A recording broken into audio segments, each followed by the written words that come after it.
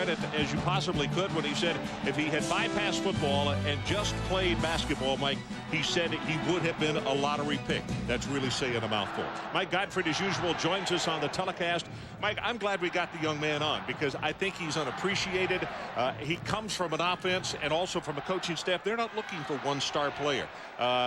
His numbers may not be stupendous, but I think he's an awfully good football player. Well, Syracuse coaches ask an awful lot of Donovan McNabb. He does an awful lot as a quarterback with the option game, but I think where he's underappreciated, Ron, is as a passer. He's 108 of 159, so he's an accurate passer.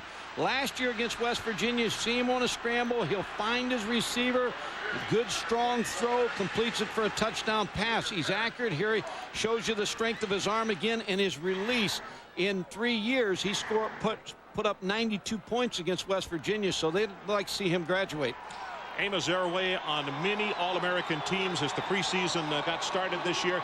But oddly enough, he's almost become a decoy here at Morgantown. Well, every team that's coming in here wants to stop Amos Zaraway. They're going to stack 7 and 8 people in the box to try to stop him, which means Dan Simmerl, the offensive coordinator, and head coach Don Nalen has a passing game with Mark Bolger and some very good receivers led by this man, Sean Foreman, who's caught 13 touchdown passes this season. So the passing game will be important tonight, Ron, because West Virginia figures they have to score between 30 and 40 points to win this football game. Wow. That would be a treat for the crowd if it were that high, but not for these gentlemen. 19th season, Don Nalen here at West Virginia, 134 wins, and his number 7 and 11 against Syracuse. Paul Pasqualone, he's 5-2 against the Mountaineers, 65 wins in his 8th season as head coach up at Syracuse. The weather for tonight, actually, we got a little fortunate. They said it was going to be in the 30s. Right now, it's 45. The wind, not really a factor. Cloudy and cold, and no forecast of snow or rain. As you look at Amos Zaraway, and it is Ferris who will kick it off for the Orangemen.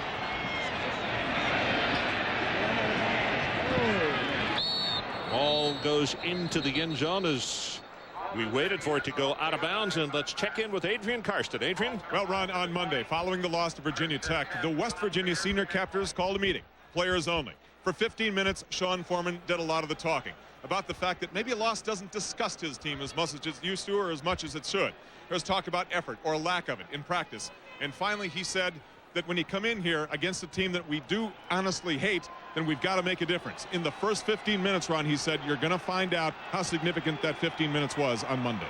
Adrian, I think that's extremely right on, because if West Virginia is going to win this football game tonight, I think they've got to get off the snide and do it quickly.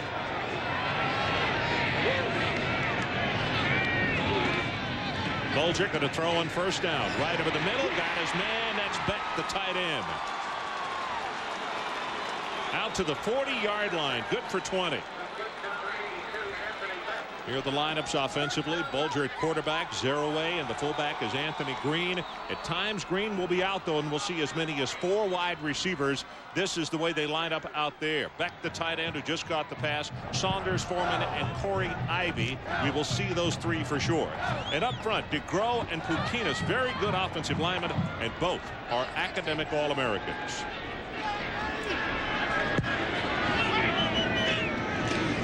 Amos Zaraway, first carry of the night, turns the corner, 5, 6, 7 yards. Keith Bullock is there to make the stop for Syracuse, and it gives us an opportunity to check out Syracuse. And the Orangemen start this way: Pilon, Simpkins, Coleman, and Pettijohn up front. The linebackers, and this is a very good group: Greenwood, Gibbs, and Bullock, who just made the tackle. And in the secondary, Nash and Allen will be tested tonight. Quentin Harris and Jason Poles. Poles is the man who made the interception return for a touchdown last year at Syracuse that turned this game around. Zaraway. Nice job defensively by Syracuse. It's Greenwood and Pilon. The initial stop. And Ron, you see on that play, right, as soon as the pitch went to Amos Zaraway, the safeties, Quentin Harris and Jason Poles, came down hard, and so Mark Bolger has to find a way to control those safeties. Otherwise, Amos Zaraway is not going to run against the 2-deep secondary of Syracuse.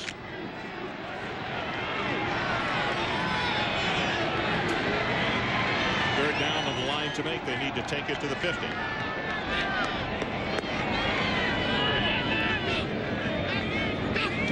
Here's Ivy in motion, top of the screen. Bulger, beautiful throw, beautiful catch. It's Ivy, the motion man, and just like that, the Mountaineers are inside Syracuse territory. That's good for 26 yards. Ron, Mark Bulger shows you right there why Don Nalen thinks so highly of his young quarterback, because he was trying to go to the split inside this way. He's going to look to split in. He's not he's covered. He goes back to the backside and hits Corey Ivy. So a good job of a quarterback using his head, keeping his head on a swivel, finding the receiver that's open. Bulger leads the Big East over 2,000 yards, 16 touchdowns, and you see 7 interceptions this year. Play action, under pressure this time. Gets it off, got a man open. 19-yard line is Foreman, and Sean is going to take it down inside the 10. It is 1st and goal, Mountaineers. Ron, you're seeing a quarterback. Now, I know we've only had 4 plays, but you're seeing a quarterback that's using his eyes tonight, and he's finding the open receivers. He comes back again, looking to split inside. Now he takes his head to Sean Foreman. Sean Foreman works to get away from the coverage. He does a hairpin outside against Jason Poles and makes that catch. This is all made by Mark Bulger and Sean Foreman, who did a nice job adjusting. Well, you see the difference in that Virginia Tech game and the rest of the season for him. That pass blocked at the line of scrimmage, knocked down by 31 Stan Gibbs.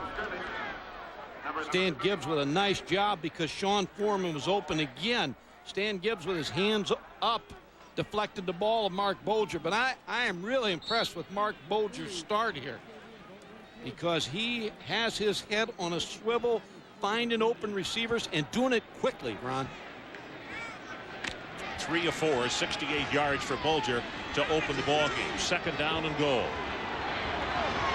22 touchdowns, 4 field goals inside the 20. Right up the middle at the 2-yard line. Amos Zaraway going to be wrapped up by Keith Bullock. Well, a lot of weapons on this West Virginia football team, and you can see right away that Syracuse is trying to stop Amos Zaraway, and that's opened the passing game for Mark Bulger. Now you throw the football, you open up the running game for Amos Zaraway. They said they want to get him the football 25 to 30 times. Well, we'll see. The ball is now 2.5 yards away. This is the 8th play of the drive as we play in the first 3 minutes and plus of this opening quarter, and a timeout is called by West Virginia. So let's take a break. No score, and the Mountaineers sitting on the lip of the cup. This is going to be the 9th play of the drive, and West Virginia has taken it right down the field, starting from their own 20-yard line, and they are 2.5 yards away, and it's 3rd down. And Mike, to my way of thinking, they don't need a field goal here. They need to take in for a touchdown. No, and this is where you look for Sean Foreman a little bit, but you got Amos Zaraway, so you got both the run and the throw here. It's Corey Ivy in motion, and the fade route comes to this side. Touchdown, Sean Foreman. No, they knocked it away, Ron, at the last second. Jason Poles made the play on Sean Foreman. They threw the fade to the 6'2" wide receiver, but Jason Poles knocked it away. And they are going to go for, nope, they're not. I beg your pardon. Here's the replay on Sean Foreman going up for the ball. Jason Poles with his right hand. He just couldn't control it. I don't know if he hit it. I don't think Sean Foreman held on. Went right on through his arms. It sure did. Jay Taylor to attempt the field goal, and this is going to come from 19 yards away. Low kick, and he got it. So what started off as an absolutely beautiful drive by West Virginia kind of fizzles. They wind up with a field goal, but probably the way they started, you thought it should have been 7. 3-0. We'll be right back.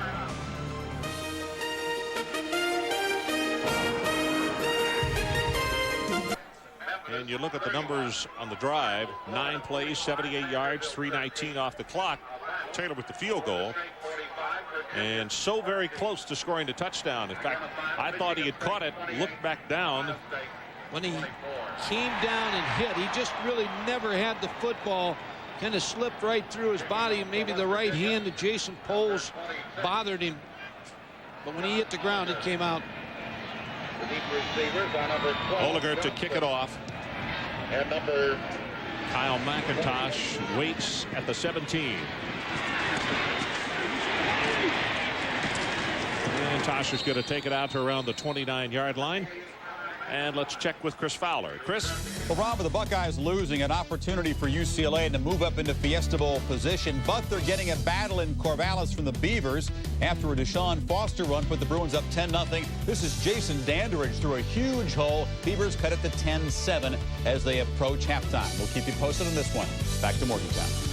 Thanks, Chris. It's interesting. Mike and I were talking just before that game started tonight that might be a tough trip into Corvallis. It's a tough place to play. McIntosh and Conrad are the setbacks. McIntosh, 35, 40, he's loose. Crosses midfield and is going to be caught by Charles Fisher down at the 30-yard line. Ball came loose. West Virginia wanted the football, and they won't get it. That's a run of 40 yards on first down.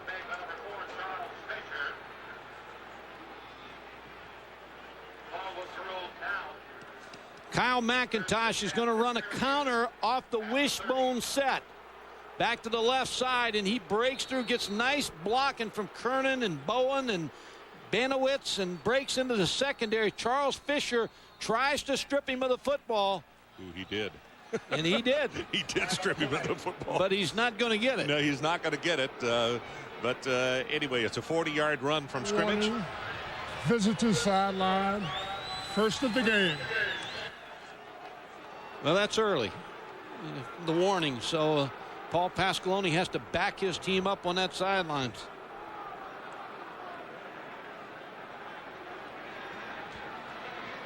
So we didn't even get a chance to give you the starting lineups, and McIntosh runs the counter play, and they almost break it for the touchdown. Donovan McNabb. 2 touchdowns, no interceptions last week against Pitt. You see his rushing yardage. Quick pass. Kevin Johnson inside to 20, shoved forward by Chris Edmonds, and they're going to say he is out of bounds at the 15-yard line, and that's a gain of 15 more. So here are the lineups. McNabb with McIntosh and Conrad. And the wide receivers, very talented group. Brominski, the tight end, Lowe and Johnson. And up front with the offensive line, it all starts with Scott Kiernan, number 61. He's the veteran, and I guess you could say the bell cow of that group. 1st and 10, Orangeman from the 15-yard line of West Virginia. D. Brown comes in a tailback, number 6. Gets the handoff, little counter play right up the middle. Flag is down as he's being pushed back after a gain of 1, and it looks as though the umpire tossed that one. And we all, the side judge. Offside, West Virginia.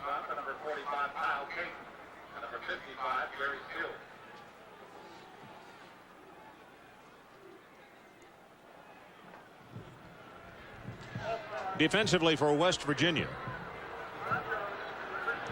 Lando, Charlton Forbes, and John Thunder Thornton. The linebackers, Stills, Edmonds, Caden, and Barrett Green. And in the secondary, and Charles Fisher and Scooter Davis are the guys that are going to get tested often and early tonight. Porter and Tompkins are the safeties.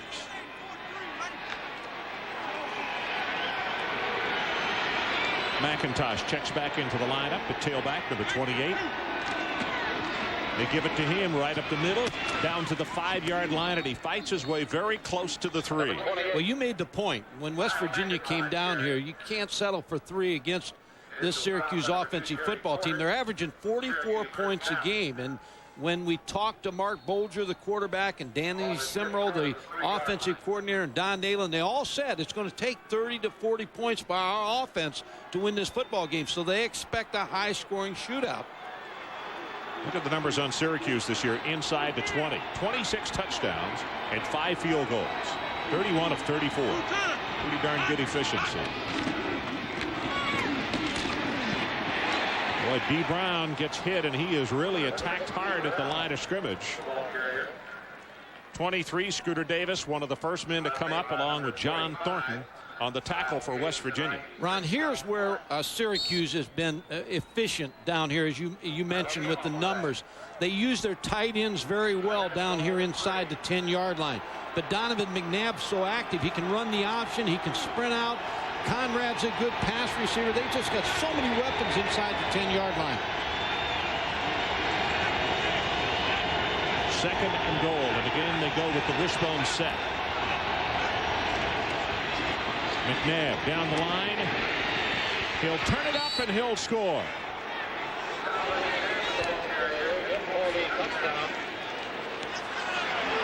Landelt appeared to have him, and he let him go.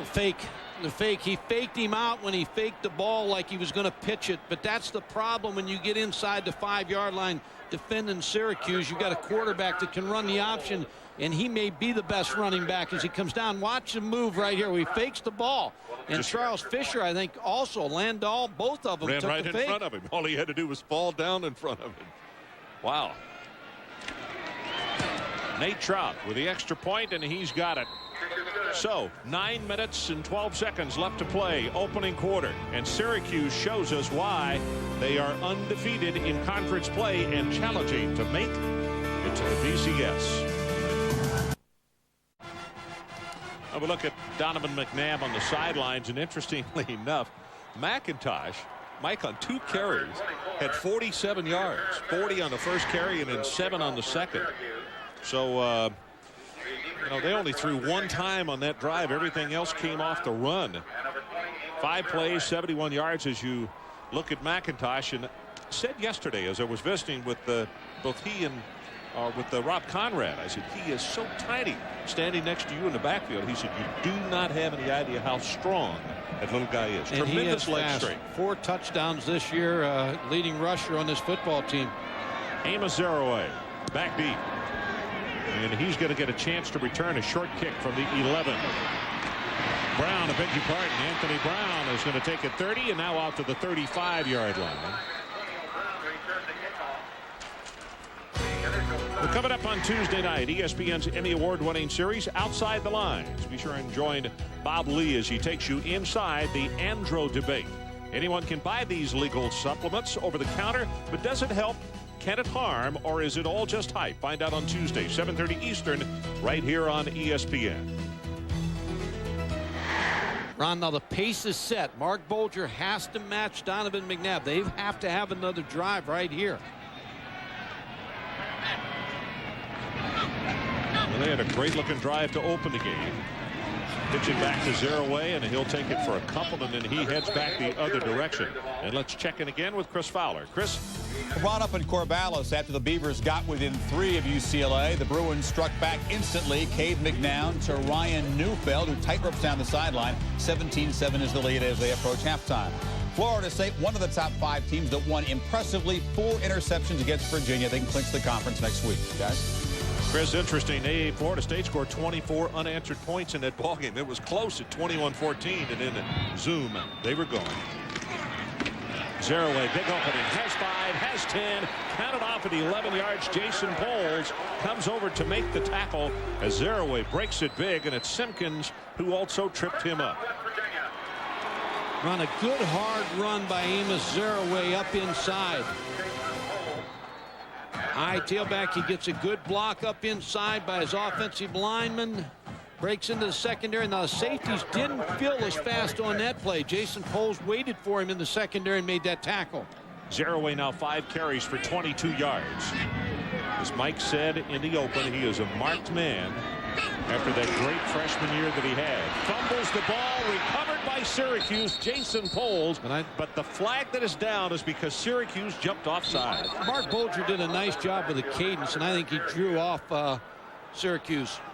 Simpkins, I think, is the guy who jumped across.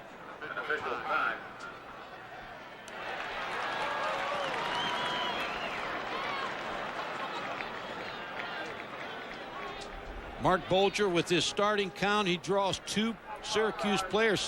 Simpkins is one of them. Simpkins is the one who did not get back.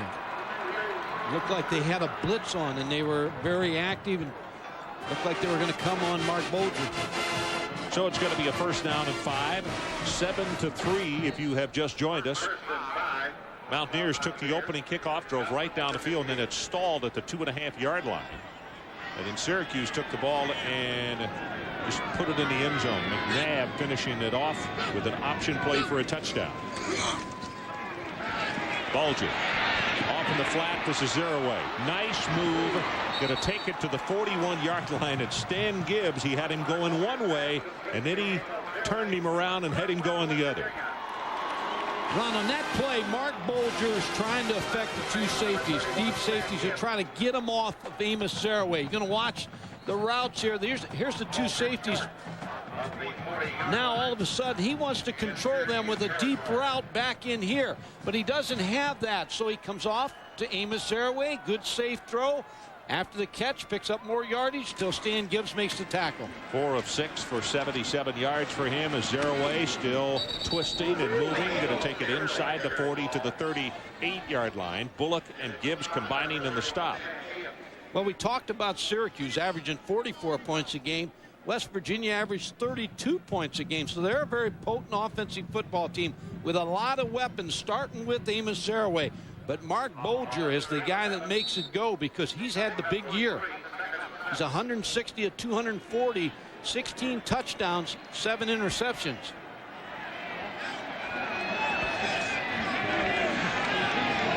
Bulger's got a couple of younger sisters who understand her college basketball projects, or could be.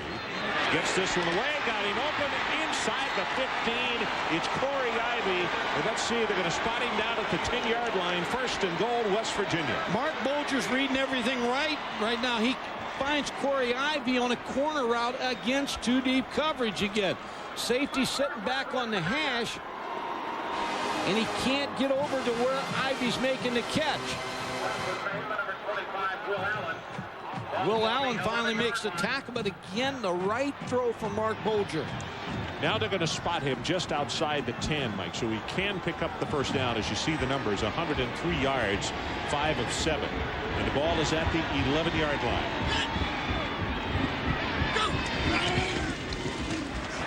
Zeraway cuts it back up inside, loses the football, and boy, is he fortunate it came right back up in his arms. Well, that's twice Amos has zigged when the ball zagged. So far, the one was a penalty, and he gets the other fumble back. But a good penetration by Syracuse. They get away with a hold there. I think Solomon Page, yeah. Solomon Page wrestled his player down. That was a little embrace. There's the foot of a Syracuse player. Knocked the football out on Amos Zeraway. Foreman again, and Saunders down here, Ron. 2nd down and about 12. First man through, and it's Green. And Green is all the way down to the 6-yard line. So they crossed him up by running the fullback, which they don't do real often. Well, anytime you have a tailback in the eye, and everybody expects the tailback's going to get the football, every now and then the fullback will get a quick little belly play, and it hits so fast that the linebackers do not see the fullback with the football. Well, Green comes right back out. Corey Ivy comes back in, so they'll go with a 3 wide receiver set. 8th play of the drive coming up.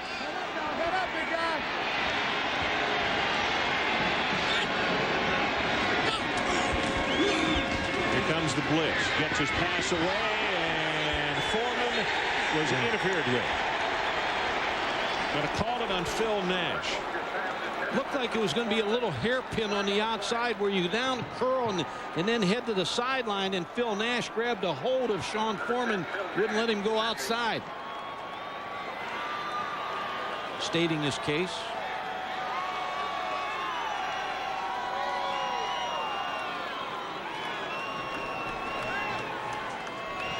Pass interference, defense. By rule, the ball will be placed at the 2-yard line. 1st and goal. John Smith, the referee tonight, explaining it very well. Ball is at the 2-yard line. Well, Sean Foreman, the outside receiver, he's trying to hairpin and go outside. But Phil Nash is going to hold on to him and not let him outside. So 1st and goal, 2 yards away. Zeraway down to the 1. And there was a flag down on the far sideline.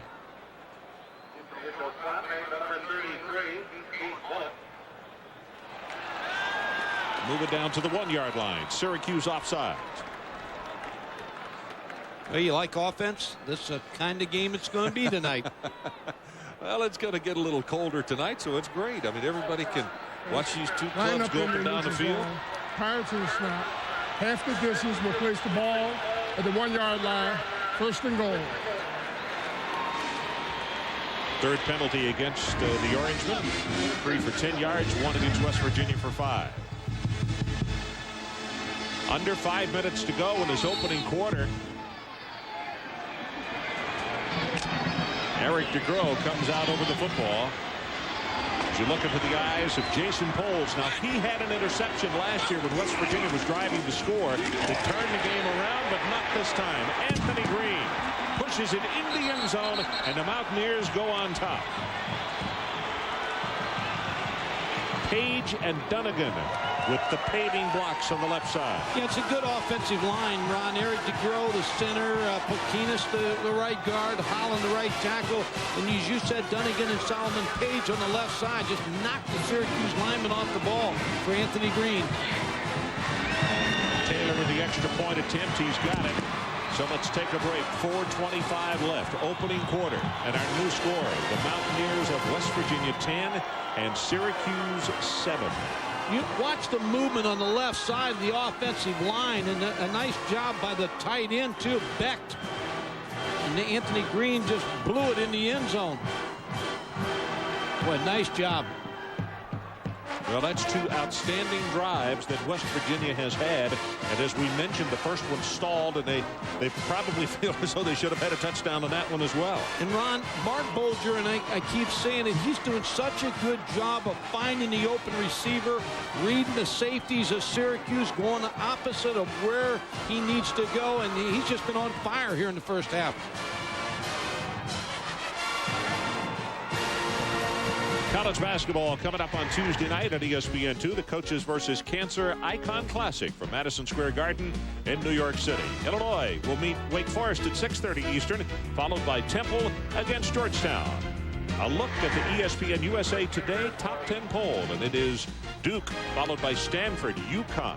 Then Michigan State, Maryland, Kentucky, Temple, Kansas, Tennessee, and Xavier.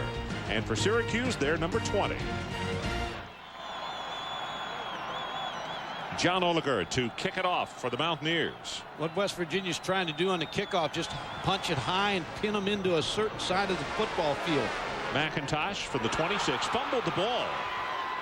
And then they're going to down him at the 35-yard line. David Carter, I believe, is the man who got downfield to make the tackle on special teams.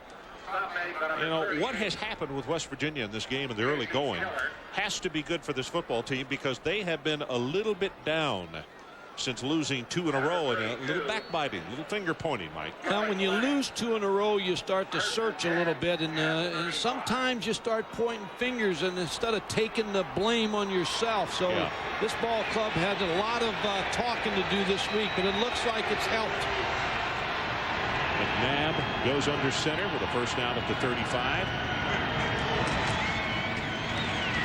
Option play. McNabb going to be knocked down for a loss, and there's Gary Stills. Now, during this week, there have been a number of pro scouts who stayed over for this ball game, because both of these teams have a lot of kids that are going to play on Sunday. But they talk a lot about number 55, that as far as raw talent and ability, Mike, he may be as good a rush in as there is in college football this year. And he got hurt against Ohio State, came back against Miami, was rusty, but last week against Virginia Tech, 2.5 sacks, 8 tackles, and caused a fumble. So he's back now. He's back where he feels comfortable from that injury. And he's from Trenton. He said last year he's from Amityville. He said, I'm from Trenton. I said, Amityville sounds better. McNabb sets, drills it, incomplete. That's a good hit on Grominski. The ball was right there, and it was Stills who knocked him loose for the ball. Let's check in again with Chris Fowler. Chris? All right, Ron, in the SEC, Mississippi State visiting Kentucky early in the third quarter. That's James Johnson busting it in. Good effort from 2 yards out. Mississippi State now trying to get bowl eligible, up by 9, or 11, I should say. Oh, that's a little bit of a surprise there. I tell you what's just happened here, Chris. While we were watching your highlight from Mississippi State, Kentucky, Brominski's going to have to come out because Stills, the young man we were just talking about, not only knocked the football loose from him, he knocks his wind out, and it really has gotten this crowd into the ball game. And that's why pro scouts are watching him, because he's good at the line of scrimmage and he can run. He's got 4.5 40 speed. See him turn and run right here with the tight end and then make the hit. And he loves the game of football. He loves to hit. They're down. McNabb from the shotgun, and they had movement. Looked like Bill O'Donnell, a junior out of Bayonne, New Jersey. The right guard came out of his stance too quickly. So the crowd helped. Red ball, false start, offense, 5-yard penalty, remains third down. And Ron, what they were going to do on that play was a 3-man rush, and they were going to drop 5 in coverage in the underneath zones and then a 3-deep secondary. So they were going to try to clog every hole that Donovan McNabb could try to find to throw the football. Let's see if they come back with the same defense here. 4th penalty against the Orangemen. Third down. The line to make is out at the 45-yard line. West Virginia leads it 10-7.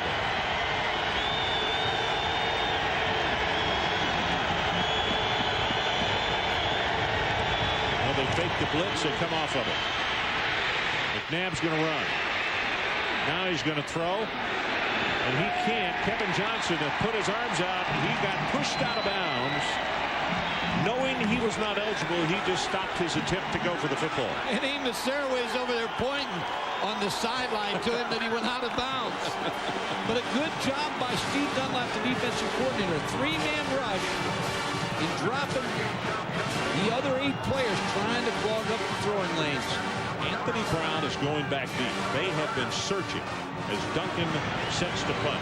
West Virginia lost their big play return guy, and they're in search of somebody. They're hoping that this young speedster can be the fella. Standing back at the 30-yard line. Flag is down. It's a returnable kick. Well, we see why. Pretty good speed. He gets what he can, goes out of bounds at the 46. And he's smart. There was not any reason to continue. 35 yards in the punt and 11 on the return. It's got to be a holding call. Nope. Personal foul against West Virginia. Not only step off the yards, but give Syracuse a new set of downs. Well, the umpire made the call in the middle of the field. Don is saying refuse the penalty. It's not your decision, Donald.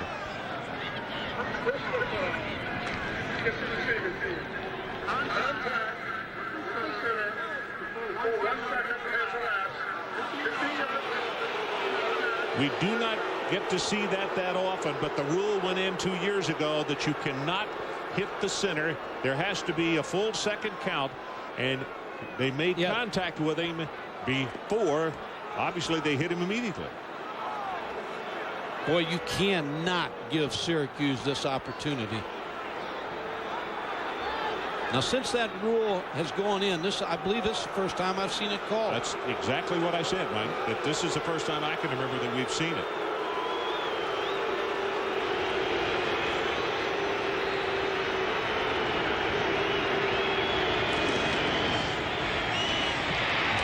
McIntosh, tough run out over the 45-yard line. Charlton Forbes is there to make the tackle.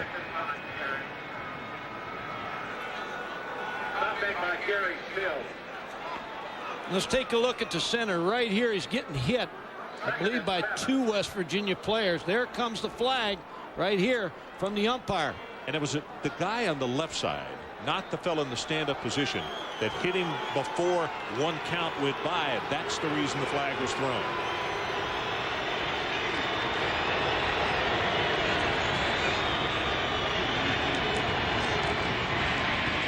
McIntosh weaves his way, and that is a tough half yard, I'm going to call it. It'll be third. They need to go to the 48 as Barrett Green, a junior out of West Palm Beach, Florida, wraps him up. Ron, Syracuse came out that time in an unbalanced line, and in talking to Steve Dunlap, the defensive coordinator, he said Syracuse does so much on offense that we've cut back this week on what we're going to do on defense because they give you so many looks. We don't want our players to be confused. Well, it's third down and an opportunity for this crowd to get in it one more time. It's Johnson in motion, bottom of the screen. McNabb rolls the pocket. Tipped and almost intercepted by Sensabaugh.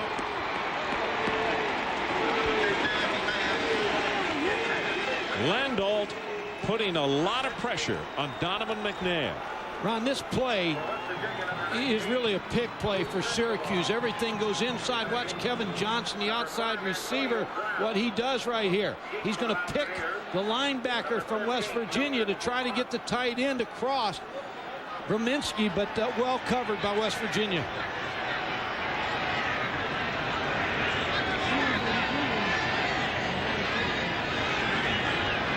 Doug Duncan, the senior at Hacienda Heights, California, waits to kick again, and the 25-second clock has run out.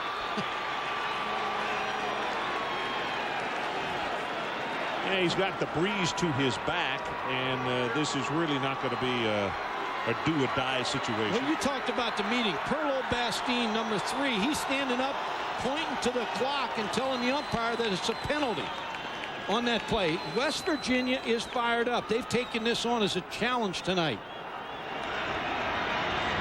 Coming off those 2 losses. Antonio Brown again is the deep man for the Mountaineers. Again, it's a line drive kick. And the 18.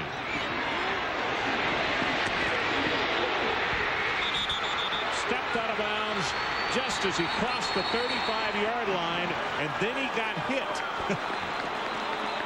40 yards in the kick and 18 on the return.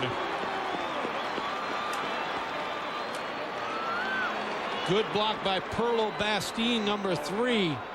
Is going to make a good block. Number 11 also with a big block. Gary Tompkins. Well, as I mentioned, West Virginia in search of a return guy, and it looks as though they may have found someone that is very worthy. We'll run it.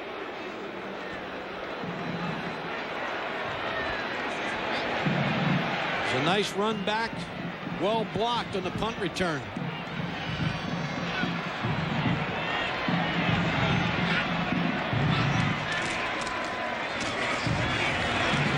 Zaraway is going to take it for about 3 yards. Jason Poles making the tackle. Again, Jason Poles is up there too fast, and then that's what the coaching staff that's up here in the press box will see, that Jason Poles is coming up, and they'll try to sneak somebody behind him here before long. Can't allow him to come up and make those tackles at the line of scrimmage and disregard any pass responsibility.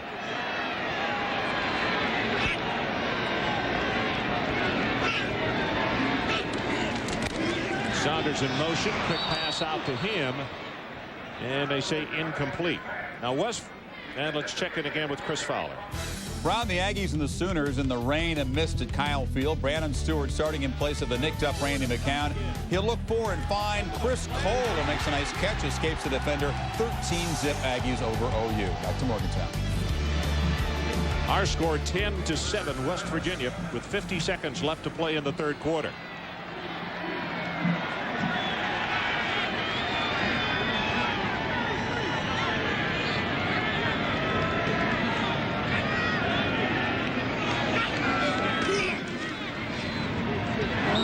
Jerk to it behind David Saunders. First mistake, I believe, for Mark Bolger tonight. He just didn't give that play time enough. It was a bunch set where 3 wide receivers are together in a little rub off for David Saunders, but he threw it too soon.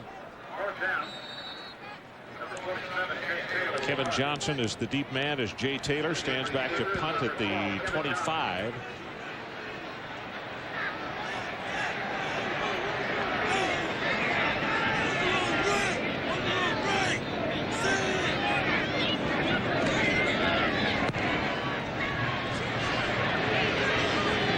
Spiral bounding and is going to be picked up by Johnson at the 13-yard line and a flag.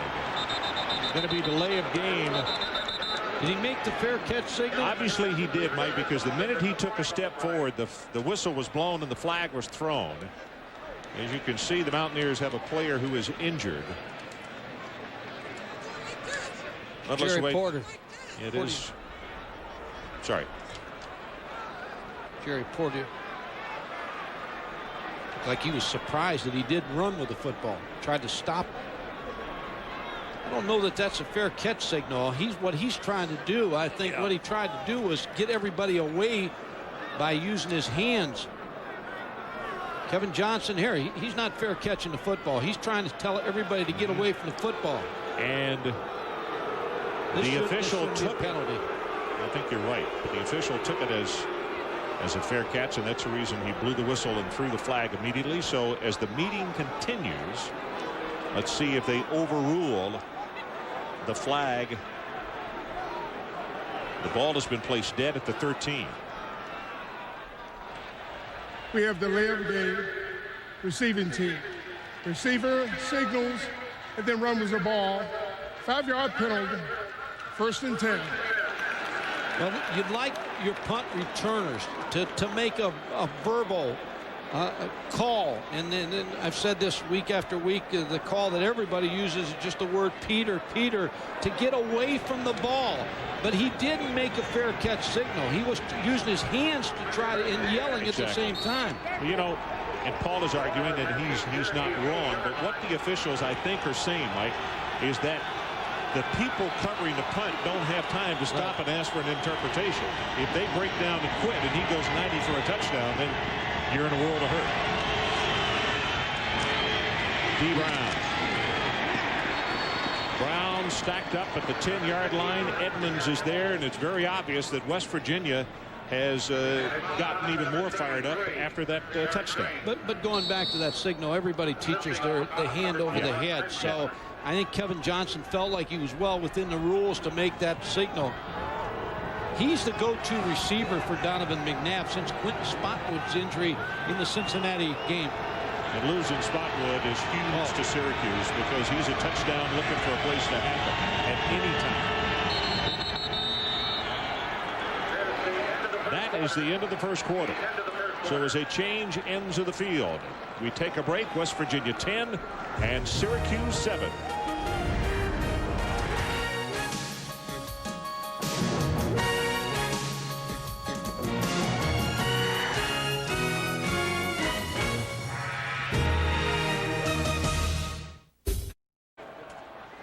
So at the end of the first quarter, West Virginia leading by 3 as you take a look at the numbers from that first 15 minutes of play.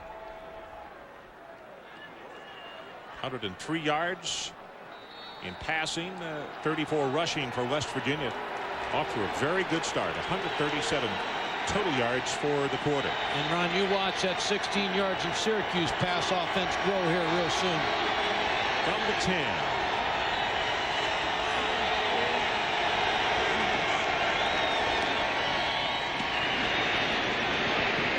String it out, and McNabb will step out of bounds. They're going to say with the dive that he made, he's close to the first down. And let's check in with Adrian. Ron, a reminder that the seniors admitted to me we'd find out in the first 15 minutes of the game if that 15 minutes Monday and the players-only meeting had made a difference. I think at this point you have to say yes, it certainly has. Foreman has done his part, but don't forget John Thunder Thornton, that big defensive tackle up front. He also said to the guys, it may not be so much about football anymore, but it's when you have your back against the wall, you have one or two things you can do. Either cave in or fight back. The defense is the surprise here. He's carrying his weight as well, Ron.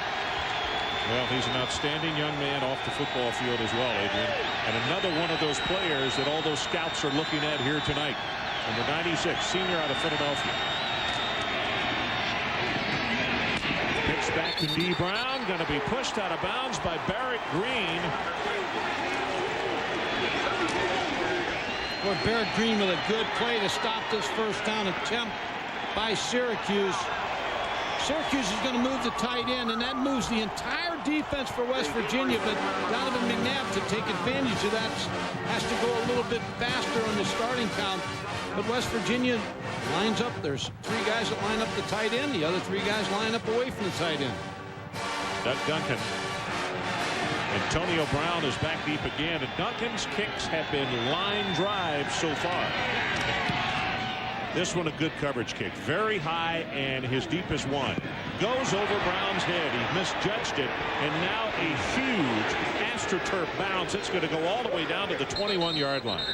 Wow, what a mistake by Antonio Brown. Well, you talked about the trying to find a return man. That was a mistake, especially on turf, because that ball is going to bounce and bounce. That is a new career long for Duncan. 65 yards on the kick. You could see the grimace on Don Nehlen's face because Brown cost him an extra probably 20 yards, if not more. A couple first downs. Yep, on letting it hit the turf. That's the reason Coach Nehlen is not wearing his hat right now.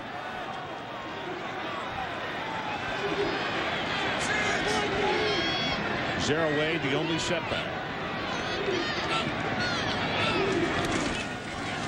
Gets the handoff back into the boundary.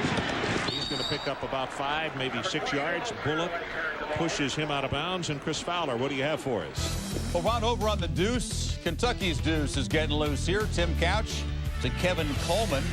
Touchdown pass, the 2-point try failed. 5-point deficit midway third quarter. Florida this afternoon rolling over Vandy 45-13. You know, Chris, with what happened up in the Big Ten today, those Florida schools, it wound up being a pretty good day for them as well as far as the BCS is concerned. I can't wait to see the polls next week and see who moves where.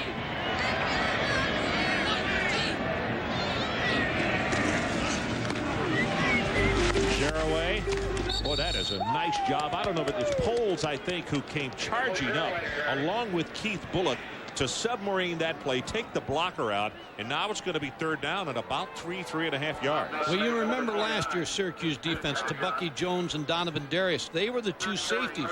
They'd come roaring up there. You've got to be able to slow them down. Jason Poles has no regard for pass right now when the ball's snapped. As soon as he sees Mark Bolger pitch that football, he's running up and making a tackle on Amos Saraway.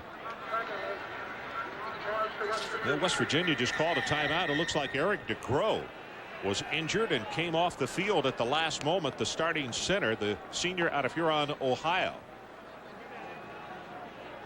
I don't know if that was an equipment problem or what. So it is a timeout, and we'll take it with them. 13:56 left until the half, and it's West Virginia by 3.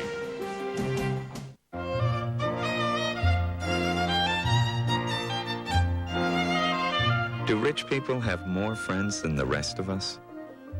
Are they more deserving of a comfortable seat? Are they more entitled to brake safely on a rainy day?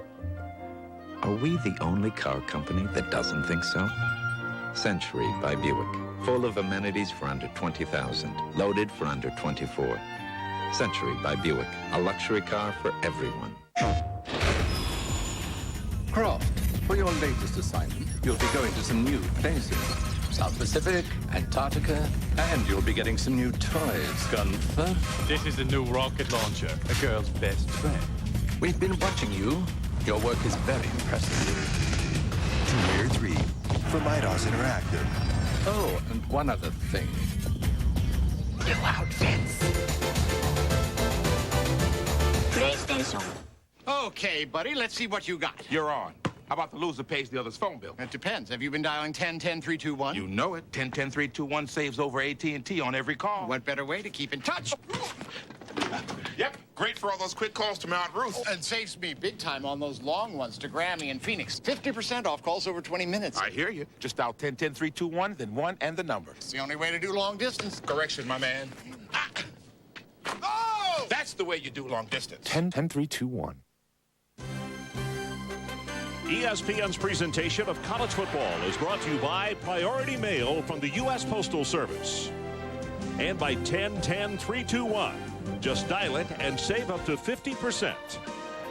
Well, here in Morgantown, that's a look at the mast from the battleship West Virginia. That armored bell is from the USS West Virginia. Of course, coming up on Wednesday is Veterans Day. 1 of 3 on third down conversions for West Virginia. They have missed their last 2. To keep this one going, they need to take the ball to the 31. Bulger, right over the middle. It's tipped and almost intercepted. That was Foreman, who had it on his fingertips, and Charles Burton, redshirt freshman out of Sugar Land, Texas, made the play, and they'll have to punt it away. Just couldn't bring it in, Ron. Again, the 3 wide receivers close together. Sean Foreman on the in route, a high throw. He almost had it on the second catch, but Charles Burton knocked it away. Jay Taylor to kick it away, Kevin Johnson, and I'm sure there'll be no signals with the exception of fair catch, if there are any on this venture down the field. Driving spiral, Johnson from the 33. He'll return it. And Kevin's going to have 7 yards as he'll take it to the 40. And let's check it again with Adrian Karsten. Adrian? Ron, in preparation for tonight's game yesterday, we sat with Mountaineer defensive coordinator Steve Dunlap. And remember, he asked us, does it sound like I'm whining? Because he was so concerned about his personnel, the number of people he had ready to go in this game, and the way they were going to play. Then we go down the hall and talk to Dan Simmerl, the offensive coordinator. He was like a little kid on Christmas Eve who couldn't wait to wake up in the morning, come down the stairs, and open his gifts because of all the confidence he has in Bulger. But I think who can join the Christmas party here, too, is Dunlap, because his defense has really played well, and they're opening a few presents of their own here. That's for sure. Not so fast on the Christmas presents yet. You still got Donovan McNabb here. They're going to open it up and throw the ball here pretty soon. Conrad, big opening right up the middle. Going to take it to the 50, and it's the first time we've seen him carry it tonight, and he gets 10. Well, Rob Conrad is an excellent fullback, and if you're going to make the option go, you got to make the fullback go. He's averaging 5.3 yards per carry. Just a little give up inside, a little trap play. Well, they got so many weapons. That's why you may slow them down, but it's difficult to harness them for a long period of time. Conrad, a senior from North Andover, Massachusetts.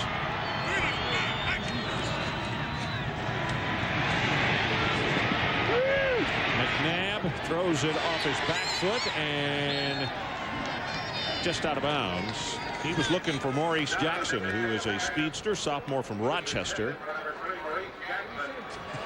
McNabb is falling backwards, threw it off his back foot, and still heaved the ball 55 yards in the air. You know, it's such a strong arm. And Syracuse's firepower around, they do so much. The option game, we've seen that tonight. The inside running game, we've seen that with Conrad. The off-tackle power play, McIntosh. The power sweeps with McIntosh and the quarterback. Play-action passing game, the drop-back passing game. They have a big offensive playbook. McNabb 1 of 4 for 16 yards. Stills from the backside. Better watching. Pitch going nowhere. Going to be a loss back to the 45-yard line. Charles Fisher came up and made the tackle. Steve Dunlap has to be happy with Charles Fisher coming off the corner out of Aliquippa, Pennsylvania. Makes that hit. Home is Sean Gilbert. Mike Ditka, a lot of Don Yanessa, a fine high school coach that had a big record there. So Aliquippa, powerhouse in high school football. Third down. They need to take it to the Mountaineer 40-yard line to keep this drive alive.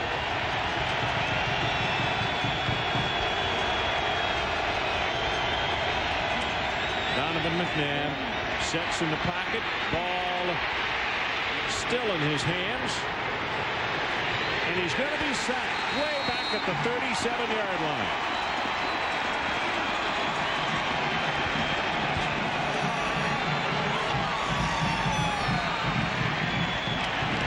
Ron, he's so strong. Donovan McNabb, finally Kyle Caden, I think, brought him down. But you can see the drop back pass, gets good protection, decides to pull it back in. Now skates outside looking for somebody to be open, and finally Kyle Caden with the hit. Kyle, a freshman from Fremont, Ohio.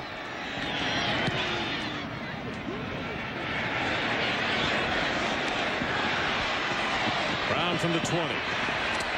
Ran into his home man and then goes down at the 25. Tough enough against 11.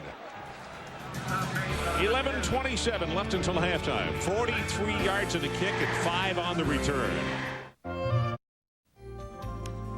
This Heisman moment is brought to you by the U.S. Postal Service. Ernie Davis is one of several great Syracuse running backs to wear the number 44, but the only one to ever win the Heisman. Less than 2 years after winning the 61 award, he died tragically from leukemia. Donovan McNabb on the sideline, one of the Heisman candidates for this year. As you look into the face of Amos Zerouet.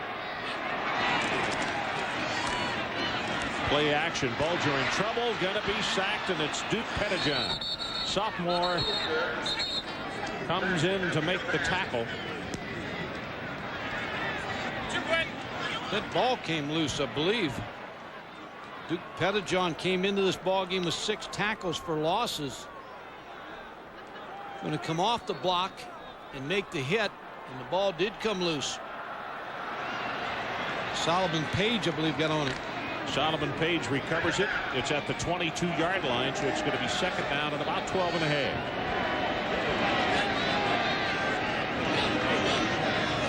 Foreman in motion, and there's movement at the line of scrimmage.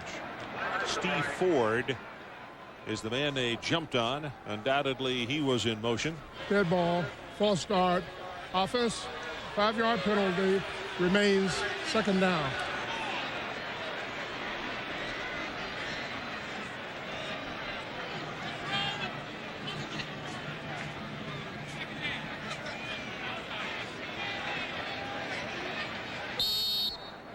How times have changed in football. Used to come to the sidelines and rest, and now they ride bicycles. Well, that player riding the bicycle is not going to play. Getting ready for well for spring. Getting ready for his next start. Play action. Bulger still has it. Throws it incomplete at the 36-yard line, and I'm telling you, Bullock was all over Foreman. Ron, I think he was all over him, and I think he was holding him as they were coming across the field, but got away with it. On the snap of the ball, he was playing right on Sean Foreman, and I believe it as he collisioned him, and he held him a little bit coming across the middle. Very good group of linebackers, Gibbs, Bullock, and Greenwood for the Syracuse football team. Very active. So we just had lightning all over the place in the first quarter. Offensively, 17 points scored, and now nothing in the second quarter. Just over 10 to play until intermission. Middle screen Foreman. They read it perfectly. Just as soon as Sean caught the football, Jason Poles is there to make the tackle, and boos from this local fan. Yeah, I don't know why. I mean, their offense is trying to do what they think's best in that long yardage situation. Jason Poles just with another good play. Third punt of the night by Taylor. Kevin Johnson back deep.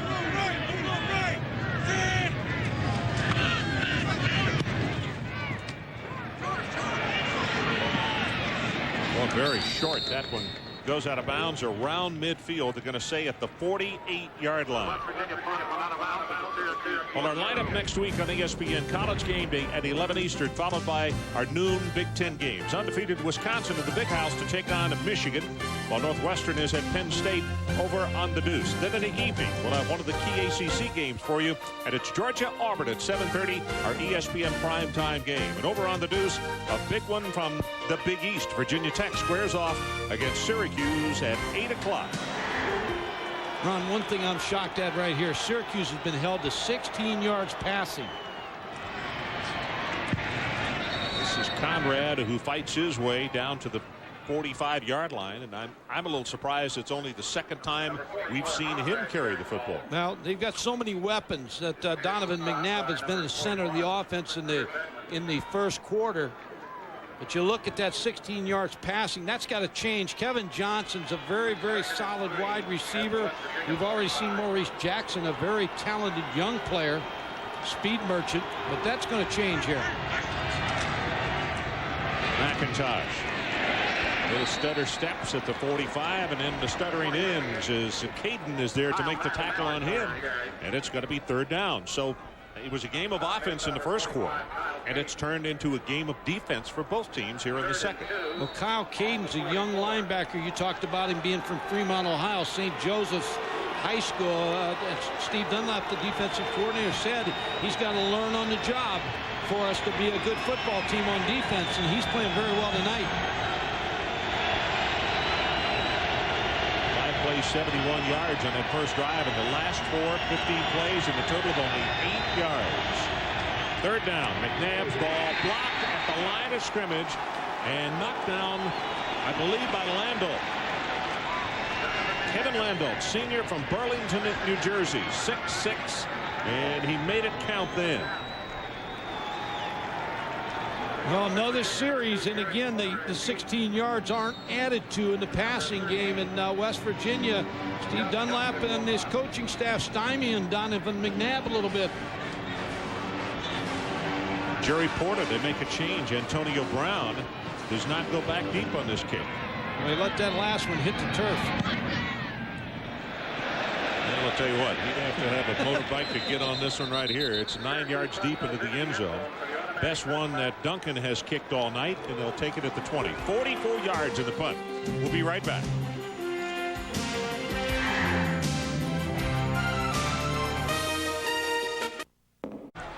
Well, the home folks are enjoying what they're seeing. Just over 8 minutes to play until halftime, and it's West Virginia getting the football back at the 20, and they're up by a field goal.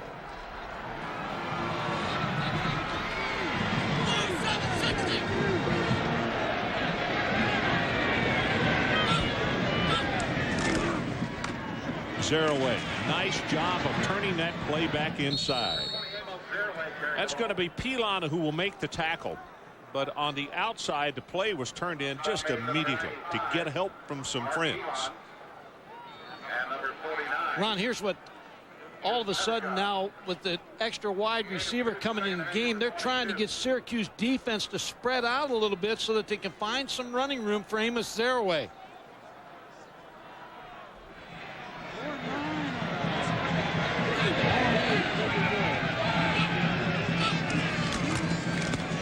Zeraway again as they try to get him outside is going to have 5, 6 now, about 7 yards in the play. Brian Coleman, a senior out of Cuyahoga Falls, Ohio, defensively. Boy, this game has really settled down. Early in the game, West Virginia throwing the ball all over the park. Now putting it in Amos Zeraway's hands. I'm shocked Syracuse has only thrown 3 passes, 16 yards. The game has all of a sudden turned to a defensive game, and both coaches offensively searching. Saw the numbers on Zeraway.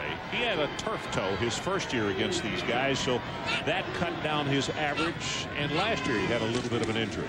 Quick out pass, got it complete, and that's Saunders. And he'll have the first down as he legs it out to the 35-yard line. Ron, this was called by Mark Bolger at the line of scrimmage. And what he looks at is he has 2 plays. He has a run to the tight end side, but he sees this defender of Syracuse off of the receiver,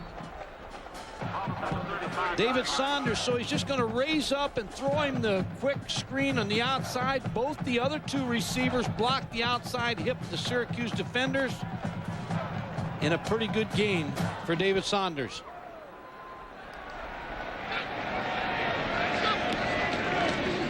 First down from the 35, play action going on top, and Foreman came back in and almost got it. Phil Nash wanted an interference call on the play, and there will be none. Let's check in with Chris Fowler. Guys, are we headed for a second shocker involving a national championship contender? Oregon State's pulled even with the Bruins. Jonathan Smith to James Battle, down to the 1, sets up a touchdown, 17-all midway third quarter. Kentucky scored a Derek Homer run from down 11 to up 1 against Mississippi State. I'd hate to be a stat guy in Lexington. May have to retire his hand and his wrist after this year. They got him on the count again. No flag is down. And the play is going to be stopped at the 40-yard line. That time the Orangemen got back on sides. And Ron, we talked to Amos Zeraway the other night, and he talked about the fact that statistics don't really mean anything to him as long as they win the football game. He said, I'm not having the yards that I had last year and been hurt a little bit, missed a ball game, but feels like if his ball club can win, that's all that matters. Amos 13 carries, 45 yards. You can see 3.5 yards per try. Bulger gets it away quickly, and it incomplete to Foreman. Had to throw it too quickly because he had a lot of pressure coming from the backside. And Mark Bulger on the first drive, you're going to see 3 out of 3, but 4 out of 12. A nice adjustment by George DeLeon, the Syracuse defensive coordinator. Terrell Austin, the secondary coach. Kevin Johnson waiting this Jay Taylor kick. They're coming after it. Off the side of his foot. Very, very short. Going to be touched dead at the 35-yard line. Only 25 yards in the kick. Let's take a break. 10-7 our score with 5:50 left until halftime. We'll show you just how dominant Syracuse has been the last couple of years in this series. It hasn't even been close. 92 points. Donovan McNabb has started all 3 games and 3-0 against West Virginia. Tonight Donovan is 1 of 6 for 16 yards. Yeah, that amazes me. D. Brown and Conrad, the setbacks for Syracuse. Now they go with the wishbone set.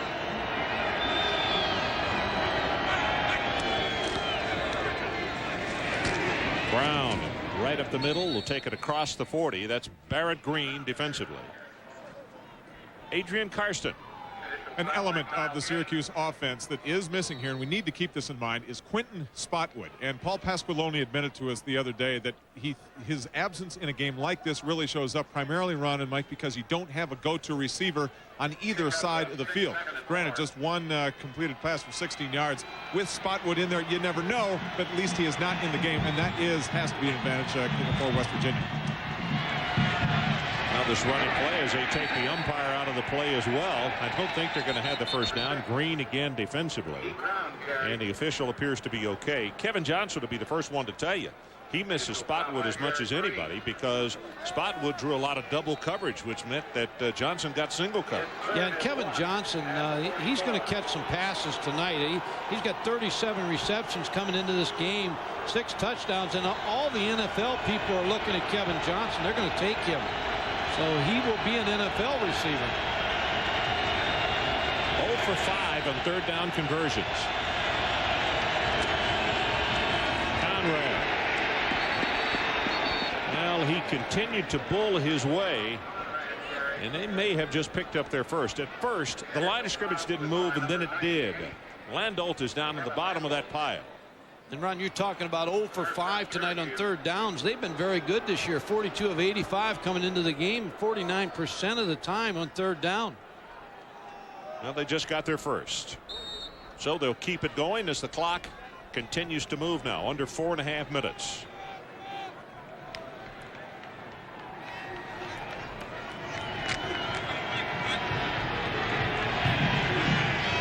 Again, Conrad and D. Brown, the setbacks. McNabb faked the option, drills the pass, got incomplete at the 40. That's Darrell Daniel, a senior out of Lancaster, Pennsylvania. Caden on the tackle, but it's good for 15 yards. And what makes that so difficult, Ron, it's off the option fake. And the linebackers are frozen because they don't know if it's an option. And once he pulls up the throw, then they've got to try to search out and find receivers. Darrell Daniel just sat in the hole over the center and made the catch. That's his second completion. The first one on an opening drive for 16 yards. This one for 15.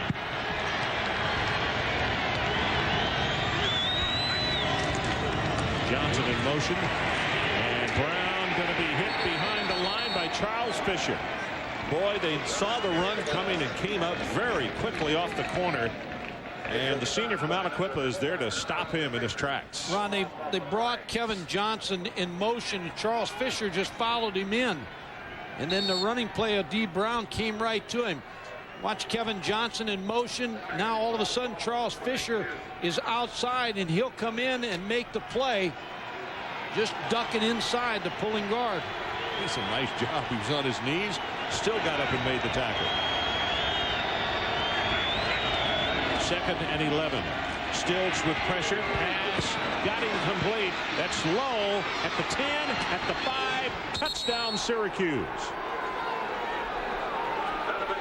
West Virginia thought he stepped out of bounds, and he was close as the coaches have come down the line. I think he was knocked out of bounds. I believe they threw a beanbag. Now, maybe he didn't go out of bounds. But they threw the beanbag. Jeff Lowe working against too deep a roll coverage. And Mike, what's really interesting, they did throw a beanbag, which means somebody thought he was out of bounds. They just ran back and picked it up. Yeah, a nice job again by Donovan McNabb. Showed you a strong arm. Nate Trout with the extra point.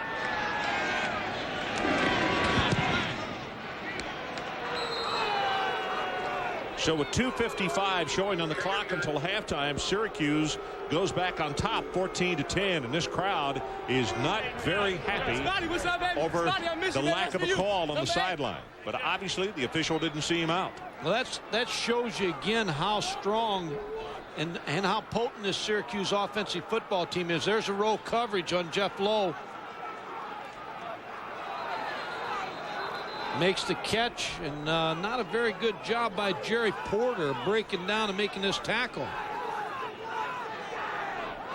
There's the beanbag.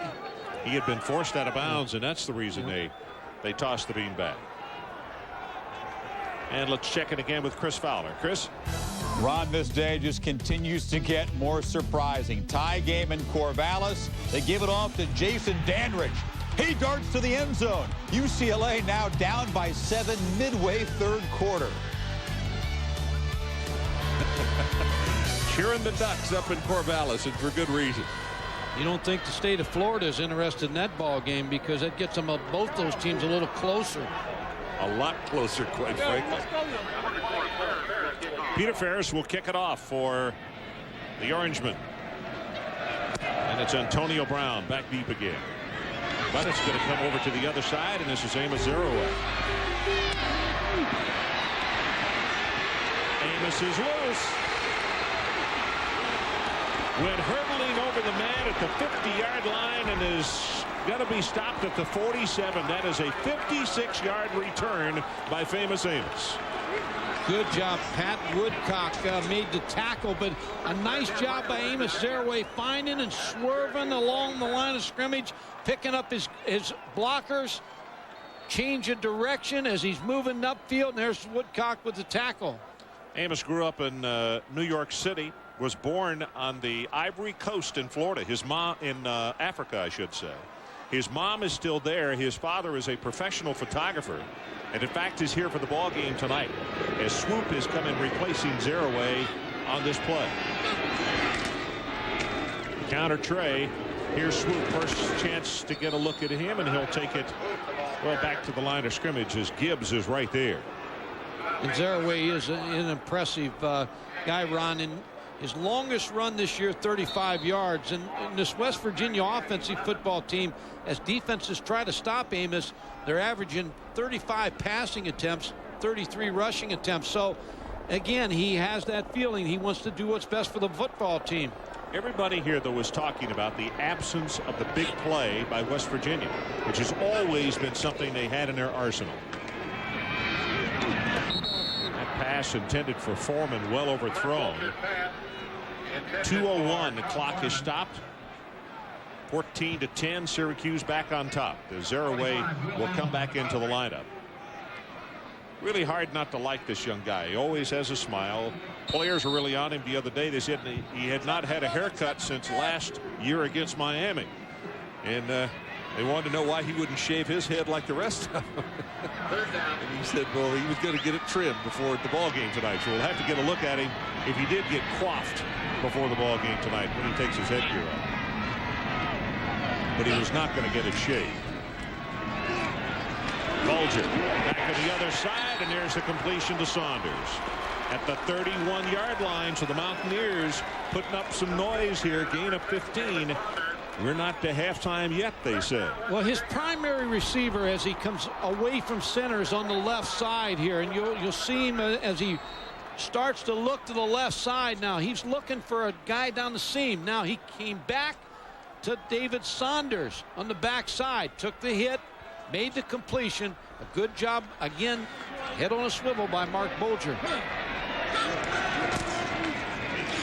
And here comes the reverse. Zerouay at the 20, 15, 10, 5. Touchdown, Amos.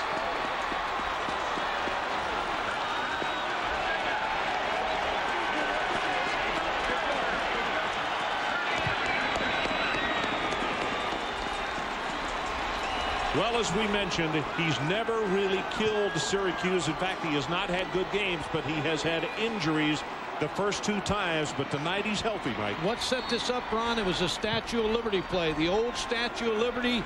Mark Bolger went back to pass. The linebackers took their eye off of the ball, started to drop in coverage, and then Amos Zerouay got the football. Extra point is good. And with 1:32 showing on the clock until halftime, West Virginia comes back on top. There's the Statue of Liberty, just fakes the pump, gives the ball to Amos Zerouay, picks up some good blocking ahead of him. Pukinis. Anthony Green, the fullback, and Brian Pukinis, number 61, for the touchdown. Well, they needed that just before halftime. When you're coming off 2 straight losses and all of a sudden Syracuse takes that lead, you need that score. Chris Fowler got something new for us. Well, Ron, folks are going to want to stick around for the Buick halftime report. Lee and Kirk will join me.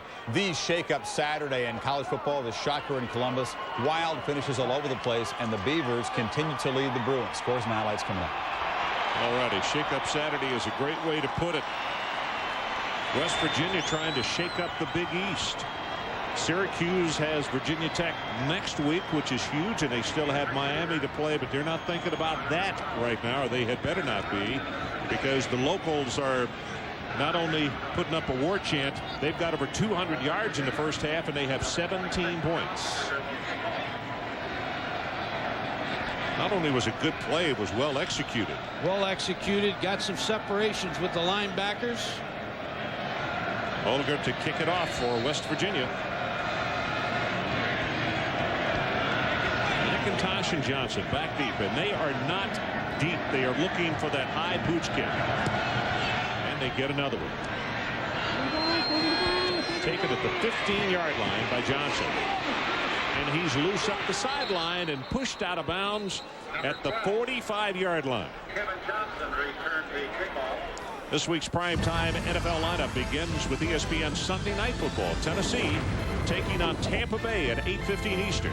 Then ABC's Monday Night Football. Brett Favre and the Green Bay Packers head to Pittsburgh to meet the Steelers at 8 o'clock. ESPN and ABC, exclusive homes of primetime NFL football. Ron, a lot of time for Syracuse. They've got 3 timeouts left. An eternity for Donovan McNabb with 1:27.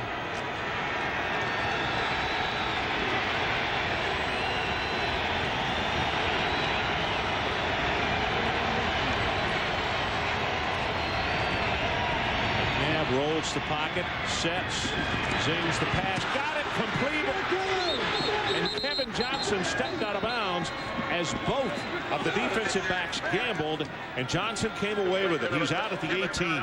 And you like to see Kevin Johnson have success. He was recruited here as a quarterback along with Donovan McNabb, runs a corner route. And you're right, Gary Tompkins goes for the interception. But Kevin Johnson never lost concentration on that football.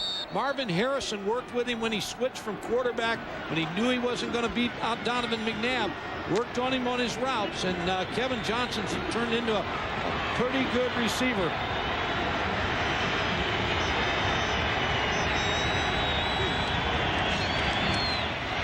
Big opening. McIntosh bounces it to the outside at the 10. He's at the 5. And Charles Fisher saved a touchdown. Good heavens, there's still 1:11 seconds left. It was an eternity, but I didn't think they'd score this fast. Syracuse, just with the speed again by Kyle McIntosh, shows you some quicks getting outside of Gary Tompkins. Charles Fisher knocked him out of bounds, but Syracuse in business. First and goal. The ball is 2.5 yards away. D. Brown, Sedano, and Conrad sending that wishbone.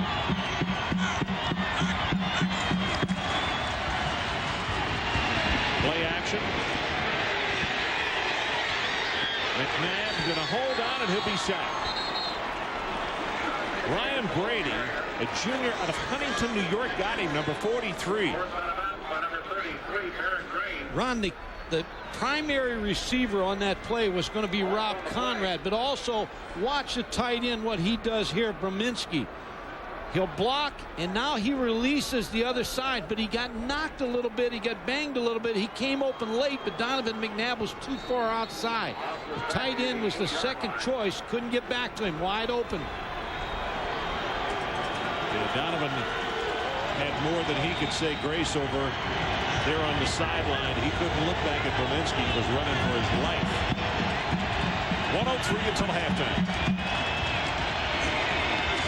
Got him over the middle. Touchdown, Kevin Johnson.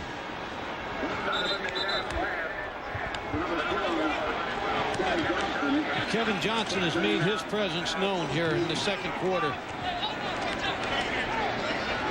We still got 59 seconds left.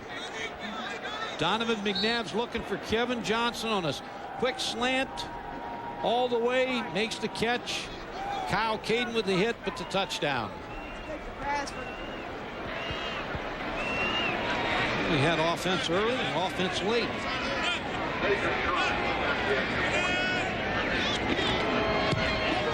Trout with the extra point, splits them. And again, Syracuse goes back on top, this time 21-17. We'll take a break. 59 seconds until intermission. 20 degrees out, it's cold. Well, that's right, it is cold, but Kevin is warm right now, and so is the passing game, which was a little lethargic getting started tonight, but they really put it to great use. And in fact, the catch that he made with the defensive back gambling, Mike, it's one of those things where you can't tell a kid not to be aggressive, but at that stage of the football game, you're a lot better off not to gamble, to make sure that, you know, at least he doesn't take it for a score, which he almost did. Don't feast or famine. You're right. Going to be picked up at the 25-yard line and a return of about 4 yards, as they wanted to make sure that Zeraway did not duplicate what he did just a moment ago. McIntyre picked it up and put it safely away. So now West Virginia with 54 seconds to work with, and they're trailing again by 4.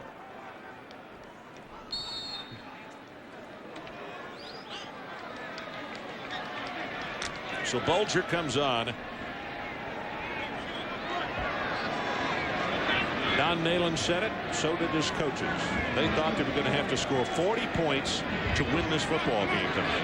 And I'll tell you what, if the second half is like the first half, I think they're right. Zeraway, boy, is a marked man. Can't go outside to the left, and he is still going to pick up yards. That's amazing. The little guy will take it to the 31-yard line. Polds defensively. Well, his role model, his idol is Barry Sanders, and he runs the same way. Now, he said in an interview with Adrian Karsten the other day, he says, I can't do the things that Barry Sanders does, but I try to mimic him a little bit in my running style. Well, a timeout has been called by Syracuse. 29 seconds left on the clock. Amos has got, I don't know how many tapes now of Sanders, but he keeps them at his apartment, and he watches them. And one of the things that he really prides himself on, he's not a real tall guy. Obviously, they say 5'8". I'm not sure about that, but he is physically, he is in awfully good shape. Yeah, he's strong, Ron. When you look at his chest, I mean, when we were out eating with him the other day, and Adrian Karsten out-ate them all, but all 7 ball players. But the whole team. Amos Zeraway is strong in the upper body, and there is talk that he may come out after his junior year, but he hasn't decided. Yeah, I think he does. He needs to stay healthy 1 year and put together some numbers here at West Virginia. But he really is a fine running back, but I do believe he's best to stay here. Adrian, defend yourself. Well, it was a special treat for all of us as I enjoyed my small salad and crackers down there at the end with Gottfried. Amos sat right next to you, Ron, as we accepted an invitation from the senior captains. It wasn't an exclusive invitation. Our friends at ESPN2 and some of the other networks have done this, but fun to sit with Amos and the rest of the guys and talk to them off the football field. A special treat. It was. It's a nice idea that the captains started that a few years ago. Saunders, the intended receiver on that play. And they were impressive. It gives you a chance to sit and talk about other things other than football. But I told Don Nalen, I know you echoed it, and Adrian Karsten also, that he can be proud of the 7 players that we talked to, because they spoke very highly of the program. They're very highly of the coaches, very high of the school. I mean, they were just very positive, even after coming off 2 losses. They really believe in Don Nalen. They fight hard for him, and they're going to play hard for him all year. And they ate well. And they ate well, and it was a big bill. Faked it to Zeraway. And it's Antonio Brown who goes out of bounds. We still have 18 seconds left, and that's good for 13.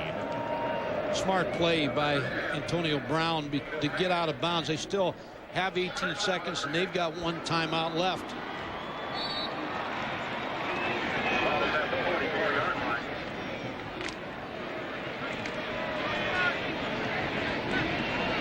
Well, should they get into a situation of getting it close enough to go for the field goal, Taylor's longest is 52.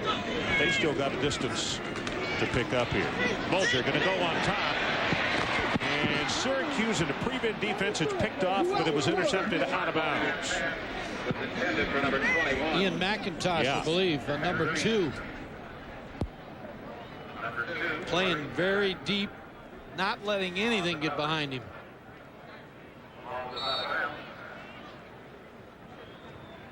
It's a throw by Bulger, and the play by Ian McIntosh against Pat Green, the junior wide receiver.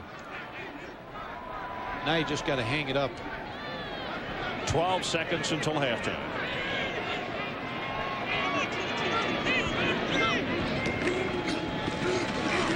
Bulger deep over the middle, threw it behind him.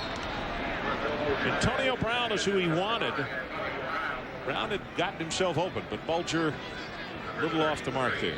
Good pressure by Dwight Freeney, the freshman defensive lineman for Syracuse, number 54. He made sure Mark Bulger didn't have a lot of time to throw that football. So 3rd down and 8 seconds. That's what West Virginia has. They trail by 4, 21-17.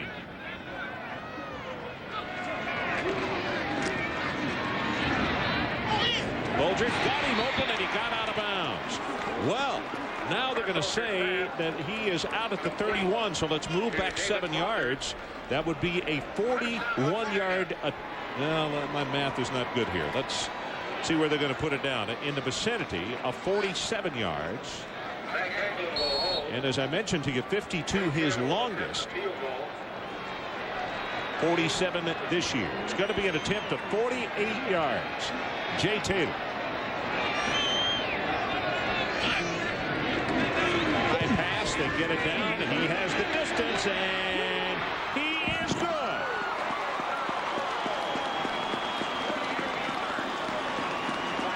So Jay Taylor has got them standing and cheering here in Morgantown, West Virginia, as we are at halftime, and our score is Syracuse 21 and West Virginia 20. Now with the Buick halftime report, let's rejoin Chris Fowler. Chris. Ron, thank you. Great. First time they had it. And the interesting thing, Donovan McNabb hot early. He went through quite a dry spell.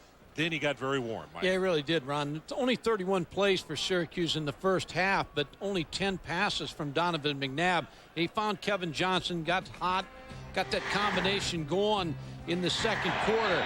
But in the early first quarter, early second quarter, West Virginia has Donovan McNabb bottled up. They get the sack right here, and then he finds Jeff Lowe beating 2 deep coverage for the touchdown.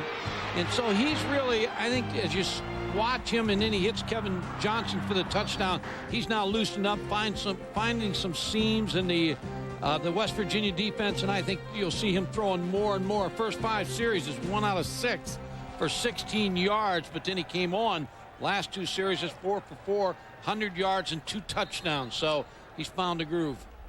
Here are the first half stats and the numbers. The passing yardage, you can see he gained 100 yards after that opening series, but it came late in the quarter. In the 3rd down situation for Syracuse, 49% they were making it on coming into the night. 1 out of 6 against West Virginia, and then averaging 9 yards on first down. Big statistics. West Virginia will kick off. Bulger with an outstanding first half as you look at Donovan. And quickly to say a congratulations to Donovan. He became the all-time passing leader in the Big East Conference with that touchdown pass to Kevin Johnson. 7,858 yards, surpassing the total of Glenn Foley of Boston College, who had held that record. So Donovan McNabb puts his name in the books one more time on what has been a truly magnificent career at Syracuse University. Kevin Johnson is back deep. Oliger will kick it off for West Virginia. Also, Kyle McIntosh is back deep while West Virginia waits for one more person on the kickoff team to come out on the field.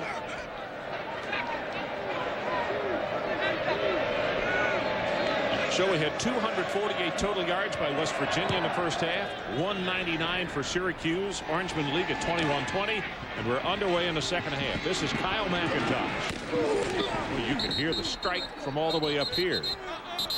And Adrian, let's go to you. Well, Ron, Coach Pasqualoni tells me that in reviewing their performance offensively in the first half, they move the ball when they move it faster. They've got to pick up the pace here in the second half. The balance, passes to runs, he's not too concerned about. He says, yes, our playbook is pretty thick and we're going to cut it down. Defensively for West Virginia, very important, most important quarter for them right now, because in all 3 losses, they have been shut out. The Mountaineers have in the third quarter, so the defense figures they need to score here in the third quarter if they want to win this game. Adrian, I think this is a big drive. You always like to play the first 5 minutes of the third quarter. Both coaches tell their teams that will decide this football game. Here's McIntosh. He opened the game with a 40-yard run from scrimmage, and this time they trip him up. And also remembering that it was West Virginia who won it at halftime with a big surge as far as momentum with that 48-yard field goal. And that always gives you a shot just before intermission.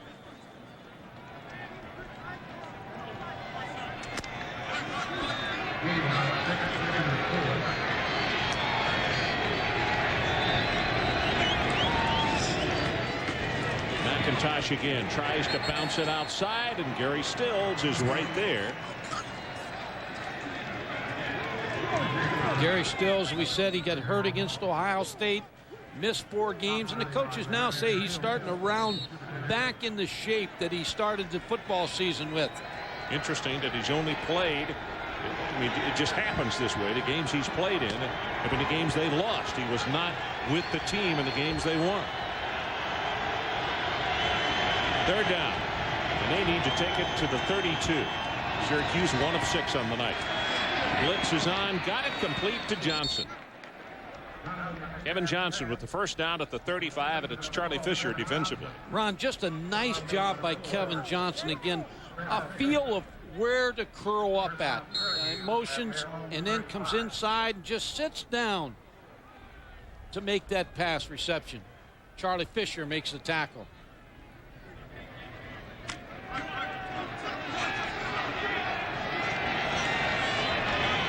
67 yards and a touchdown on the night for Johnson. Pressure coming on Forbes. Drills it complete at the 32 to Kevin Johnson again. Well, it's becoming the Donovan McNabb, Kevin Johnson show, and we talked about this. Adrian Karsten talked about it just before half. That Quentin Spotwood's not here. Who do you depend on? You have a favorite receiver. It's got to be Kevin Johnson.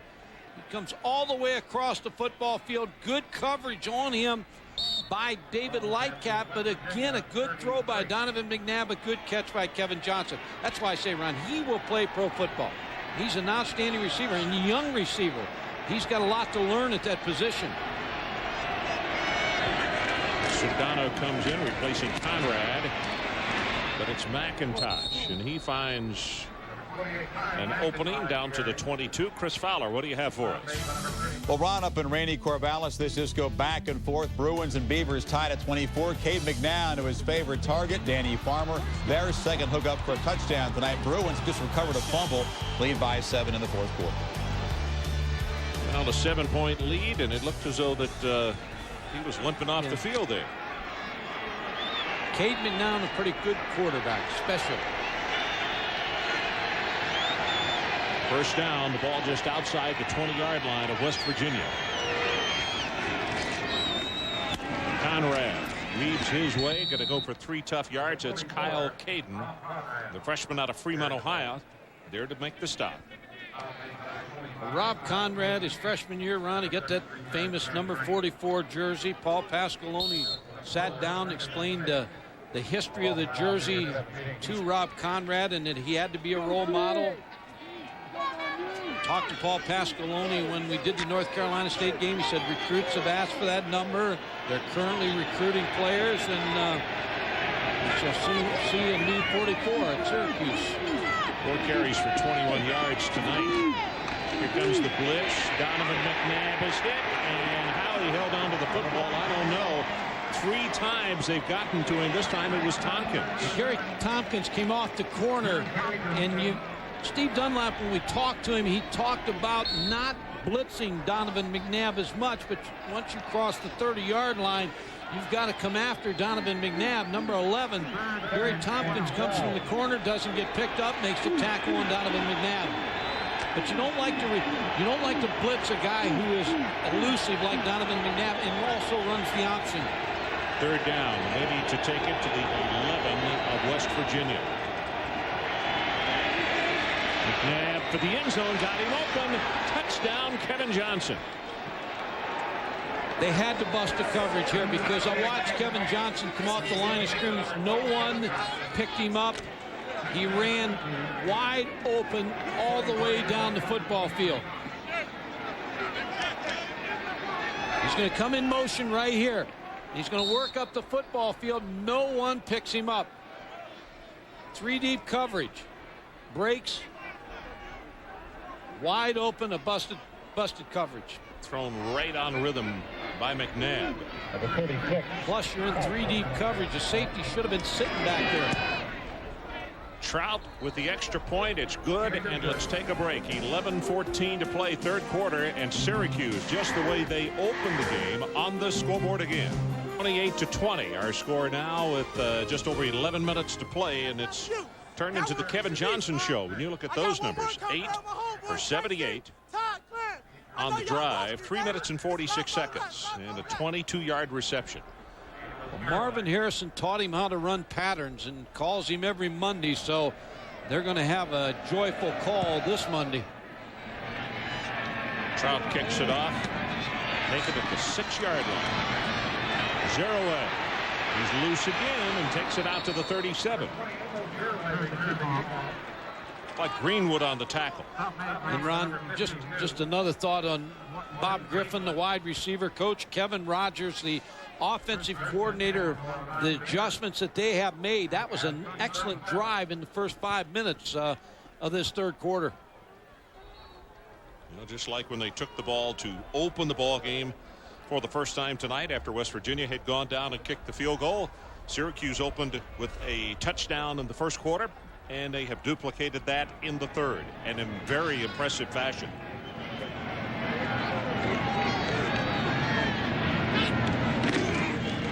Pitch to Zeroay. Hit by Jason Poles, and according to our numbers for the tackles that we had for him in the first half, that is 8 solo tackles that Poles has. And I'm having to say, in what I have seen so far, Poles is as good a safety as we've had on primetime this year. Well, he grew up wanting to be a quarterback at the University of Alabama, and he has really settled into this position. He didn't want anybody to say the reason Syracuse lost this year was because of the loss to Bucky Jones and Donovan Darius, so he's taking it upon himself. Big opening. Zeroay ran by Greenwood, and then Greenwood, along with Bullock, reach up and make the tackle. Chris Fowler, what do you have for us? Well, Oklahoma fiercely defended John Blake this week, but you don't help save a coach's job by getting shut out. Brandon Stewart rolls in for the touchdown run. The Aggies are rolling over Oklahoma 22-0. Trung Candidate, a couple of touchdown runs. Arizona up on Washington State in the 1st quarter. Guys? Chris, you're right. The folks up in the state of Oklahoma are getting more than frustrated. They want to see something happen in Norman, and it's not. Zeraway, nice move. He gave somebody just a dead hip at the 50-yard line and continued for 12 more yards after that. Bullock saved a touchdown. And Ron, that's his 18th carry, and when you go back to the first half, he had an excellent first half. He returned a kickoff up the football field and gave a couple moves and picked up good yardage and put West Virginia in a good field position. And then the Statue of Liberty came back and scored a touchdown with some good blocking by Eric DeGros and Brian Pucanis.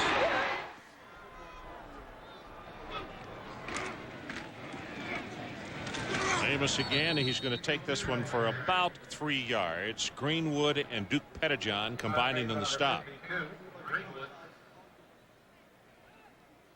Just seems like he gets stronger as a running back. This is a big drive for West Virginia. Well, they've got to answer Syracuse. First time that he really has been close to 100% against Syracuse, and he's showing the Orangemen that he can be quite a force, and he's done it in a lot of different ways, as you could tell by those numbers.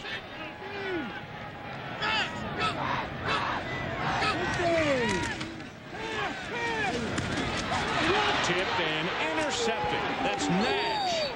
Boy, and it's a football that should have been caught by Foreman, and Foreman has had a problem juggling the football tonight. Yeah. He should have had a touchdown in that opening drive.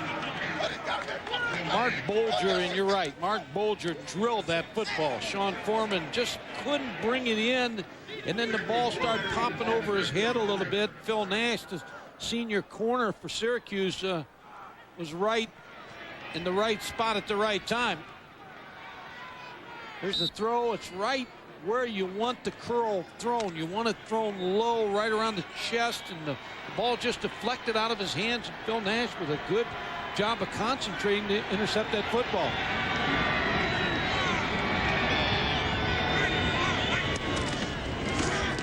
McNabb on the option, pitches it back to McIntosh, and he gets knocked down very hard by Scooter Davis. And as you can see, one of the assistants on the sideline went down hard as well.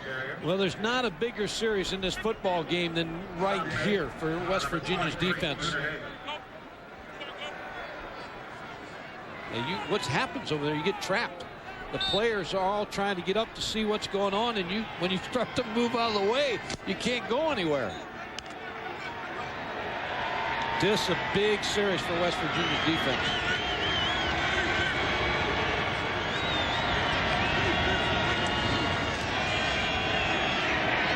Look at Stills putting on pressure, goes deep, and it's underthrown. And he got put down by Stills after the ball was released. Fisher on the coverage, but 55 was putting on the burners. Yeah, Gary Stills, 6'2", 235, runs a 4.5 40, and they say is an excellent first step. He just beats the block of Mark Banowitz to get to Donovan McNabb. I thought Darrell Daniel was open on that play on a curl route, and Donovan chose to try to get the ball to Kevin Johnson. Third down. If they want to keep this one going, they got to take it out to the 43. Syracuse leads at 28-20. Pressure again, and he's gone down. This time it's Landau. 4 times they have gotten to Donovan McNabb.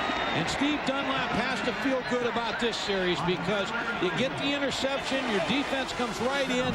3 plays later, they throw Donovan McNabb for a loss, and now the field position should be good for West Virginia's offense. Kevin Landau with a good tackle on Donovan McNabb. Grabbed his shirt and just yanked him down. Duncan waits for the snap at the 5.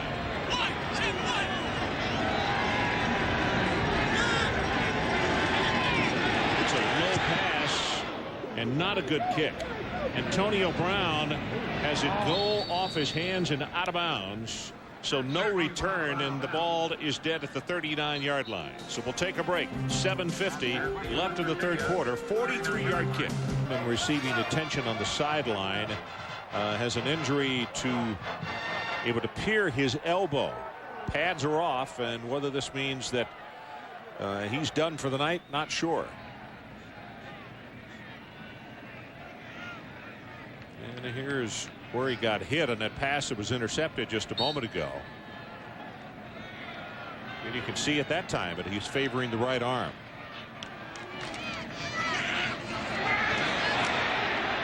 Reverse to Green and tackled at the 42. You know, the last 3 drives for West Virginia have started at the Syracuse 47, their own 37, and now their own 39. And I guess the point that I'm making is the defense just made a big stop there, but the offense has got to take advantage when you get that kind of field position. They really do. And now on that play, just didn't time up right, but that was a good call by Dan Simrel, and it was open. It just didn't time up the blockers and Pat Green.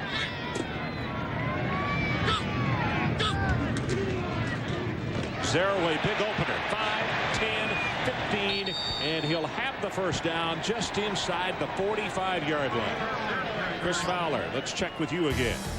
Ron, the excitement keeps coming on Shake Up Saturday. There's now Bedlam in Beaverland. Jonathan Smith. Knife to go over the middle is Greg Ainsworth. He'll be pulled down at the 3-yard line. You can see UCLA trying to protect a touchdown lead deep in the 4th quarter. They can't do it. The 3rd touchdown run by Jason Dandridge. Inside of 3 minutes, we're dead even. Chris, from those highlights right there, Oregon State looks like they're an impressive-looking football team. Some great-looking athletes. UCLA's defense a little suspect. Pressure. Boger runs out of the pocket. Get down quickly. At the 30-yard line, it was Poles who was coming after him pell-mell. Well, when I was watching tape with Mark Bolger the other day and Dan Simrel, he told him, he said, at times, use your Major Harris legs, and referring to Major Harris, the quarterback here for West Virginia that did a good job for them. Mark Bolger, of course, not as fast as Major Harris. Dan Simrel making the calls. That's Dave McMichael, one of the best offensive line coaches around, sitting next to him. He's looking at fronts. He's looking at the way Syracuse lines up and trying to help Dan Simrel.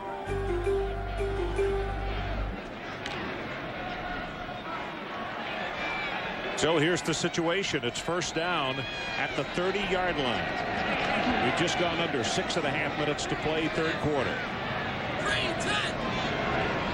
Checking off right here, Ron.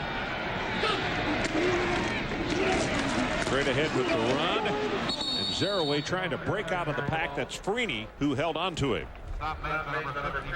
What Mark Bolger sees right here is he's looking for a couple different things, whether to run Amos Zaraway outside, whether to come out over here, or whether to throw the ball over here, but he decides on a trap up inside. There's the trap, and Amos Zaraway hits for a couple yards, but it looked like he missed the trap hole also.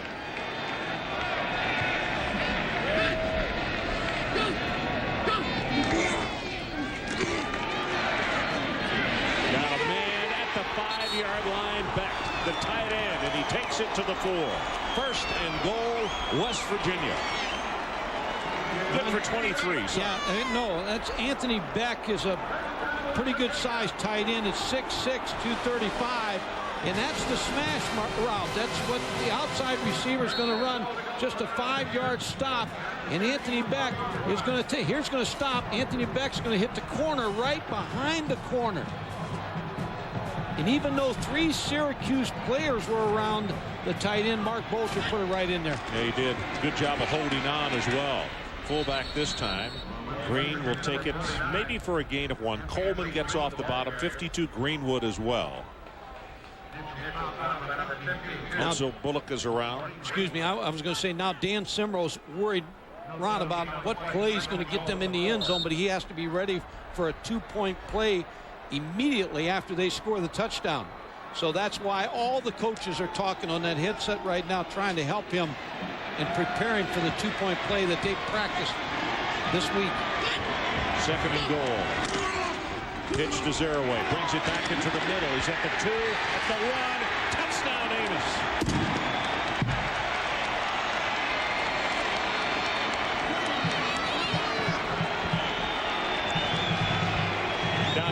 quickly on the field to tell the offense, don't come to the sideline. It's a 2-point play. The only person that will leave is Anthony Green, the fullback.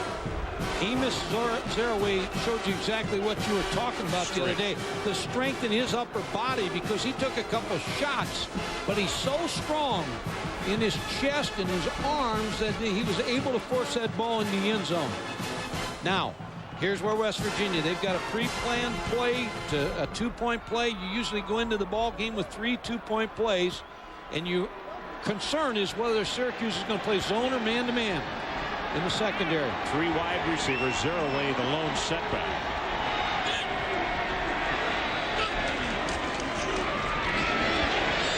Fade route. He got it. Pat Green with the 2-point conversion. We are tied.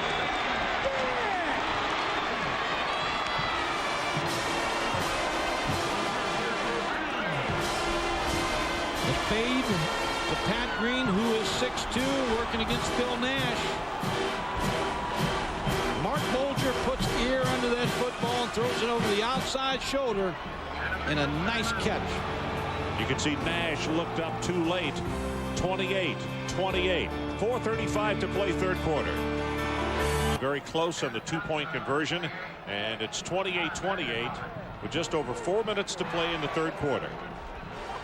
Pat Green, number 21, is going to catch this fade, and it's so close. One official makes the call that he's in, and another official right down here is going to make the call that he is out of bounds. But there's the call out of bounds, but the official closest made the call that he was in for the touchdown. Looked as though he had possession. 2-point play. As that right foot came down. Kevin Johnson. Who is going to get whacked as he crosses the 25. Well, the latest edition of ESPN Magazine is on the newsstands now. Look for John Elway on the cover. Plus, check out the college football section featuring Georgia's Champ Bailey, K-State's quarterback Michael Bishop, and a whole lot more. It's all in the current ESPN Magazine. Ron Franklin, Mike Gottfried, and Adrian Karsten coming to you from a chilly Morgantown, West Virginia. Chilly outside and very warm down in the field. 56 points have been scored, and we're tied right now. D. Brown runs into a hornet's nest, led by Charlton Forbes. Ron, you talked about the magazine and John Elway being on the cover. This summer, what Paul Pasqualoni and Kevin Rogers did was they got a highlight tape of John Elway when he was in high school and college, and Jim Fossel gave it to him from the Giants. But Donovan McNabb looked at his 3-step drop, his 5-step drop, how he held the ball, his footwork. He just studied John Elway all summer, and he's become a better quarterback for the effort that he gave in the summertime.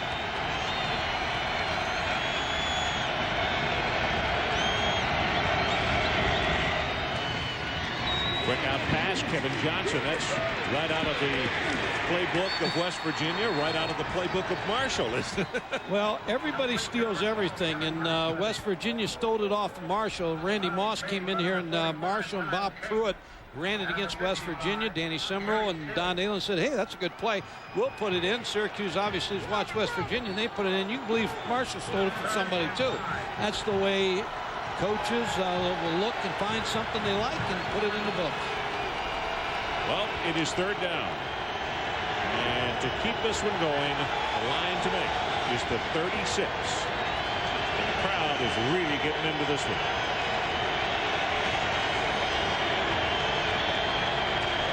Blitz right up the middle.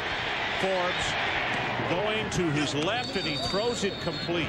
I mean, Maurice Jackson got just a zinger, frozen right to it.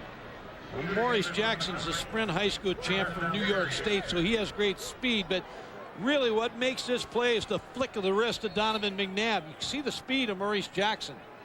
Steve Dunlap said when you watch Maurice Jackson on film, he's the real deal. He's going to go off the field for a play. Most importantly for Syracuse, they moved the chains. Kevin Johnson in motion. Sings it to him at the 40-yard line and forced out of bounds by Sensabaugh after picking up a couple of more yards, and it's over midfield.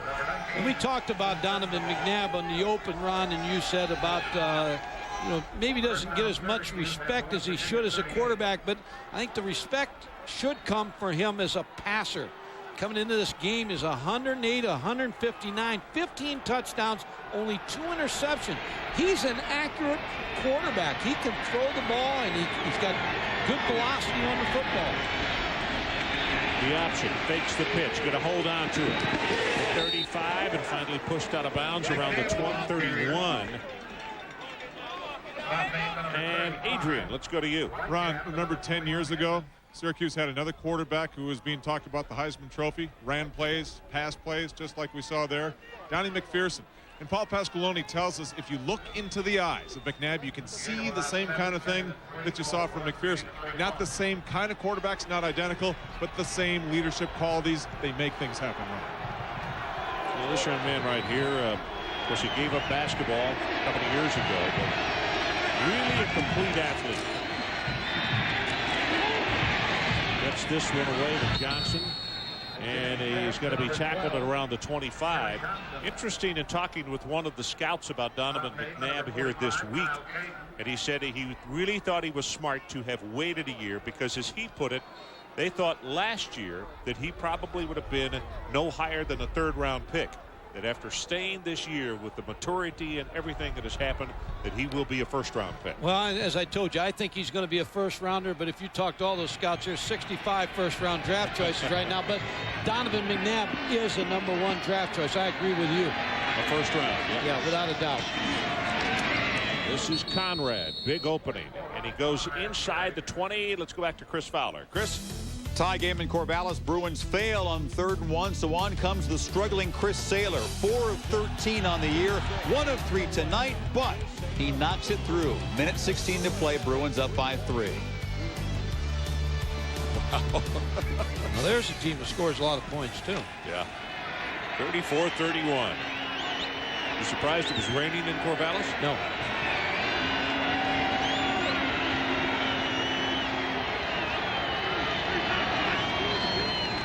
Daniel in motion, but he goes straight ahead with a running play, and it's D. Brown who goes inside the 15, and that is enough for a Syracuse first down, except now we see a marker at the 22.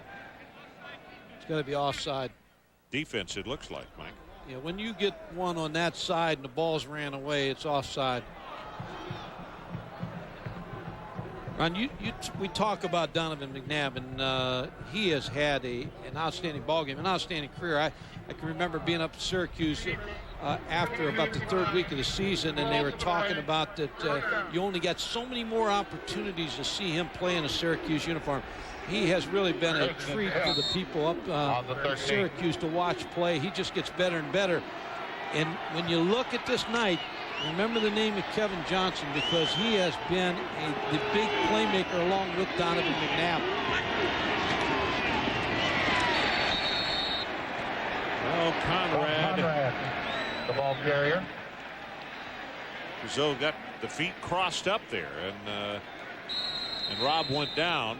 So they're going to spot it at the 15. It's a loss of about 1.5 yards. And that is the end of the 3rd quarter. So let's take a timeout with our score. West Virginia 28 and Syracuse 28.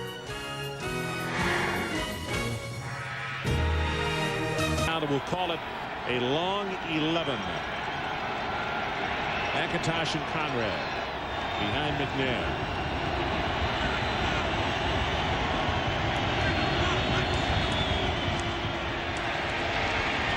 Green, McIntosh. That is a great job defensively. They get nothing. The tackle made at the line of scrimmage by Forbes. And Adrian Karsten, you have an update on the wide receiver for West Virginia. The explanation on Sean Foreman with about 2 minutes to go in the 1st quarter, Ron. He suffered a deep bruise to his right forearm. That's why he's had so much trouble hanging on to the ball. I didn't know it. The coaches and trainers didn't know it because he didn't tell anybody, which says a lot about how tough this young man is. He desperately wants to get back into the game, Ron, but the coaches are concerned because he's so closely covered. If he can't catch that ball and bobbles it, Syracuse will pick it right away from him. Well, that's true. 11th play of the drive. Third down. McNabb, pressure on him, and gets away. Throws to the end zone. Incomplete. Landolt was one of those who was in hot pursuit. And Ron, if he could have brought him down, he didn't. He could have made it a tougher field goal opportunity. But Donovan McNabb weighs 220 pounds. He bench presses 350 pounds. So he's a strong quarterback. Tough to bring down. Well, let's see. This field goal attempt. Nate Trout going to put it down 32 yards away. Trying to break the tie.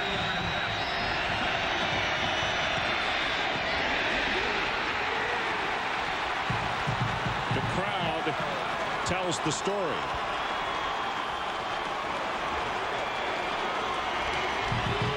You know what happens when you're standing on the tee box with the driver and that quick short backswing? Shank. He knew it as soon as he kicked it. The minute he hit it, I mean, he just shanked that one horrible. Missed opportunity for Syracuse.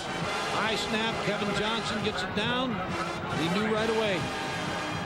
Scooter Davis was coming in, but he didn't get a piece of it.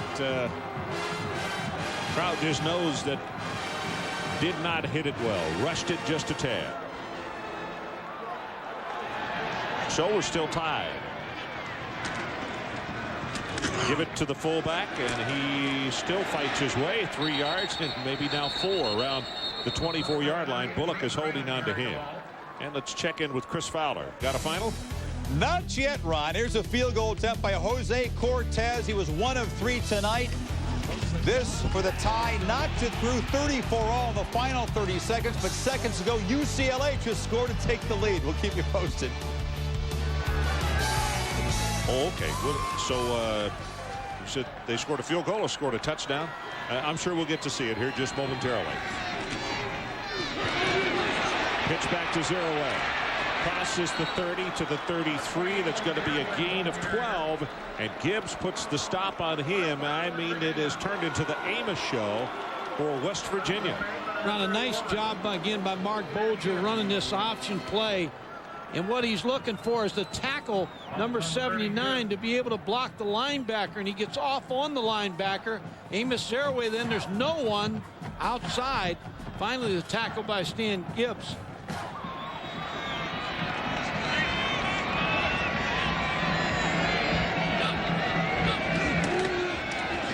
Zerouay cuts it back. 35 at the 40. And Zerouay is down, and that is a gain of like 10 yards. So 12 yards and then 10. Now let's go back to Chris. All precincts reporting. We just show you the tying field goal. The first play following a kickoff out of bounds. Cade McNabb back. Looking for the little used Brad Melsby. How do you get wide open like that in a tie game in the final 30 seconds? Somehow the Bruins keep finding a way. Looks like the first guy out to practice. That's amazing.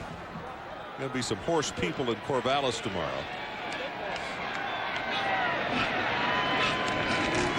First down. Zerouay again has an opening. Takes it across midfield, and he's down at the 48 by Ian McIntosh of Syracuse. Ron, here's what this set will do to you. When you go to one back and Amos Zerouay's the one back, and you get 2 wide receivers and a tight end, and you reduce the front, and all of a sudden now they're playing with 6 people in the box, and Amos Zerouay hits that hole for a good gain. He now has 149 yards rushing, and they're giving him a breather right now. And 2 touchdowns. This is swoop. And Alvin will take it close to the first down. In fact, he may have it on that last surge, but there is a marker down. That's going to go against West Virginia. Gives us an opportunity. Barrett Green defensively, 11 tackles, 6 solo. Edmonds with 7 to lead West Virginia. And for Syracuse, Poles with 9. They're all solo tackles. And Bullock with 9 tackles. 5 of those are solo. Poles, as we mentioned at the beginning of the telecast tonight, Last year, West Virginia about to score up at the Carrier Dome and make it 17-0. He intercepted a pass, went over 90 yards for a touchdown. It opened the door for Syracuse, and they reversed what had been some bad fortunes and won the football game.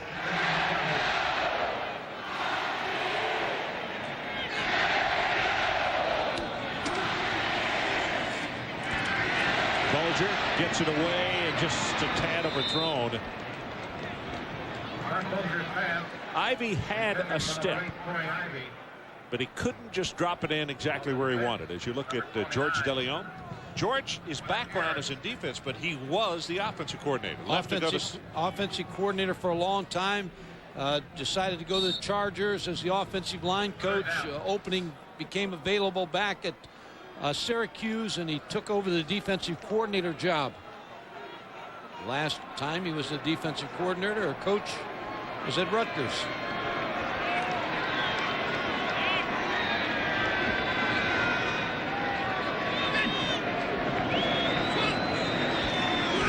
Here comes the blitz. Going to have to hurry. Throws it complete. Ball is loose, and it's been, well, now they're going to say not complete.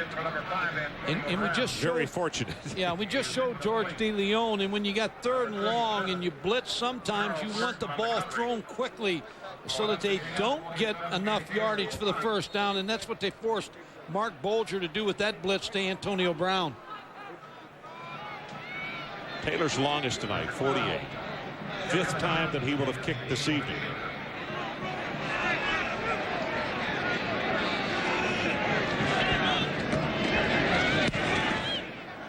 Good coverage kick. Spirals get a turnover, and a very clear signal for the fair catch by Kevin Johnson. Made at the 20-yard line. So we'll take a break following that 39-yard kick. We're still tied at 28. That building was built in 1918, and in fact it's part of the National Registry of Historic Places. Mike Tirico probably spent a lot of time in there when he was going to school. The psychology department? Yeah. Reading. Of course, you know, but why would he have commuted? He went to Syracuse. That's a good point. You know, I guess he'll do anything for frequent flyer. Yeah, that's right. McIntosh behind that big offensive line, and he'll take it forward for about 4 yards. You know, the thing about Kyle at only 5'8", when you look, that time he's running behind Bowen and Kiernan and O'Donnell, and all of those guys are at least 7-8 inches taller than he is. Look in the huddle. McIntosh he just disappears among that offensive line. Well, that's but why that can that's be what he positive likes. Also, that's right. He can hide, and all of a sudden, pow, he's gone by you.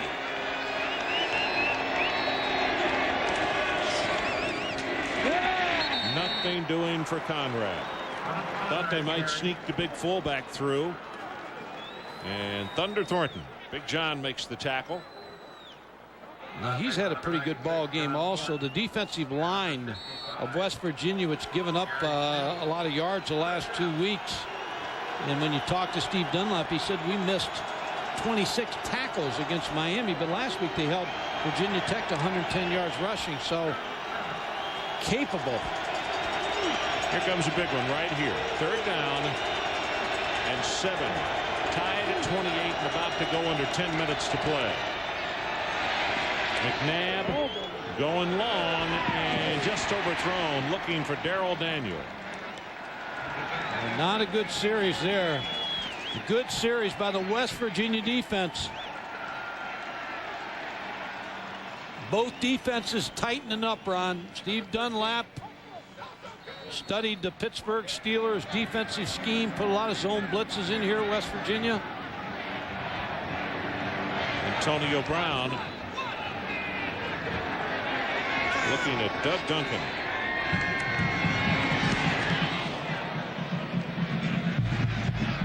Brown signaled for the fair catch and made it at the 34.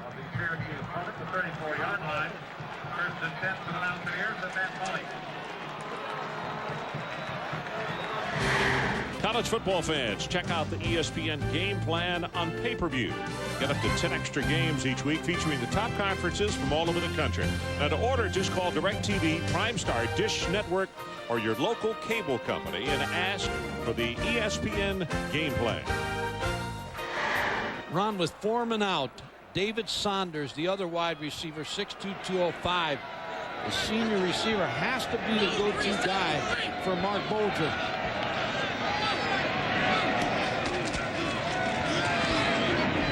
Throw back into the boundary, and that's going to be complete to Saunders, and I believe enough for the first down. Chris Fowler, let's check with you. Well, Ron, finally, all precincts have reported in Corvallis. The last gasp for the Beavers here. Jonathan Smith down by a touchdown after the shocking Bruins score, but it's picked off by Larry Atkins. UCLA has struggled now with teams that are 1-12 combined in their conference last couple weeks. 41-34. 74 points, Mike. I thought we had a lot here with 56. Well, that's a concern of UCLA. Their defense gives up a lot of points. You know, their offense scores a lot. And they've got an excellent quarterback in Cade McNown, but they give up a lot of points. As you can see, they brought in the change. It's enough for the first down. Paul Pasqualone with a furrowed brow because this one is far from over. And right now it's 28 apiece. They're in a fight right here. And again, with Foreman out, you see him on the sideline. Saunders, who made that last catch, becomes the guy that Mark Bulger has to look for. He's the most experienced receiver.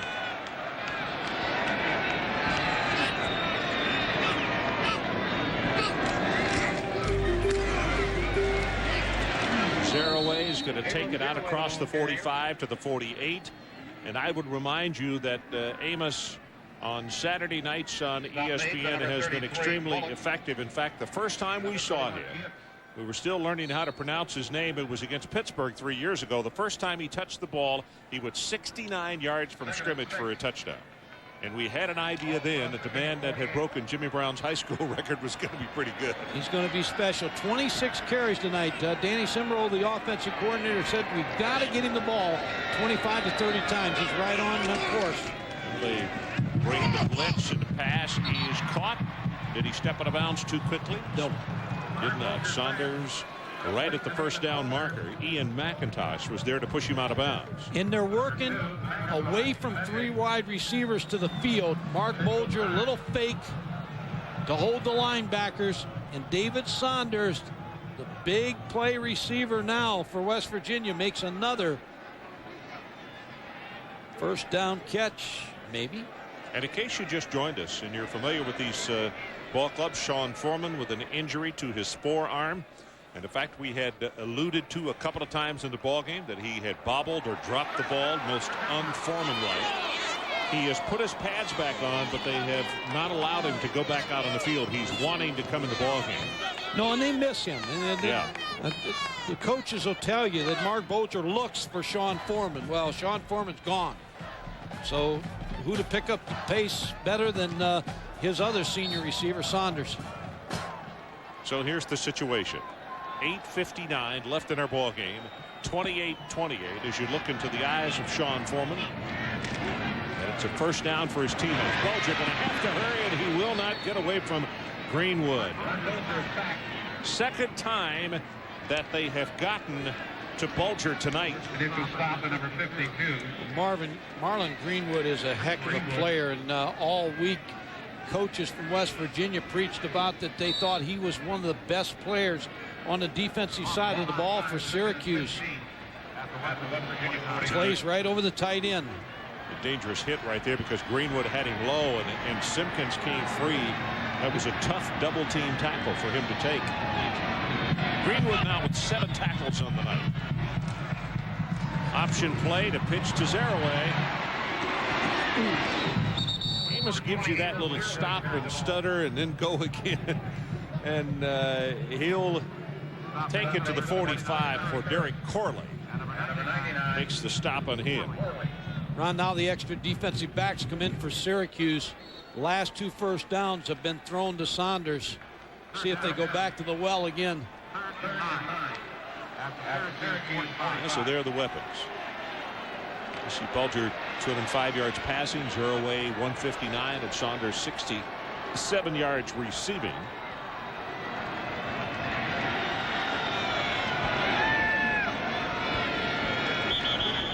And Bulger wants a timeout. 7:31 left in the ball game. 2 timeouts left for West Virginia. We'll be right back. State Farm presents Rules of the Game. We're talking about defensive pass interference. In this play, the defender makes no effort to play the ball before he contacts the receiver. What's the call? What if your car slips off the road in Slippery Rock? Or you need the name of a mechanic in Mechanicsville? Well, if your car is insured by State Farm, just look up the local State Farm agent. Almost anywhere you travel, whether it's a big metropolis or just a little one, a good neighbor is always nearby to help. So if your car gets stolen in Thief River Falls, or you have some trouble in Paradise, hey, don't worry about it. State Farm is there. We're talking about defensive pass interference. In this play, the defender makes no attempt to play the ball and contacts the receiver. 15-yard penalty. Rules of the Game has been brought to you by State Farm. Like a good neighbor, State Farm is there.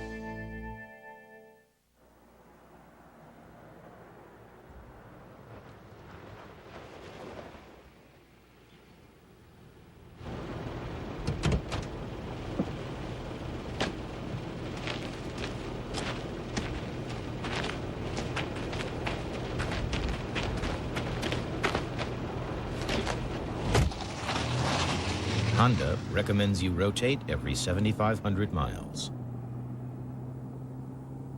The Bruising Badgers, led by Ron Dane, going up against A-Train and the Michigan Wolverines. College game day at 11, followed by Wisconsin versus Michigan at noon. Next Saturday on ESPN.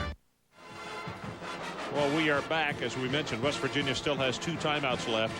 During the huddle on the sideline, I thought Foreman was trying to, he not only was in the huddle, I thought he was trying to sneak back out on the field beyond the coaches. Well, he was voted captain his last year and this year, so he's well thought of by the other players. So he's just trying to be a part of this game now that he can't play. Here comes the blitz. Bulger has to hurry, and he hurries it too much. Incomplete. Saunders is the guy he wanted at the 32.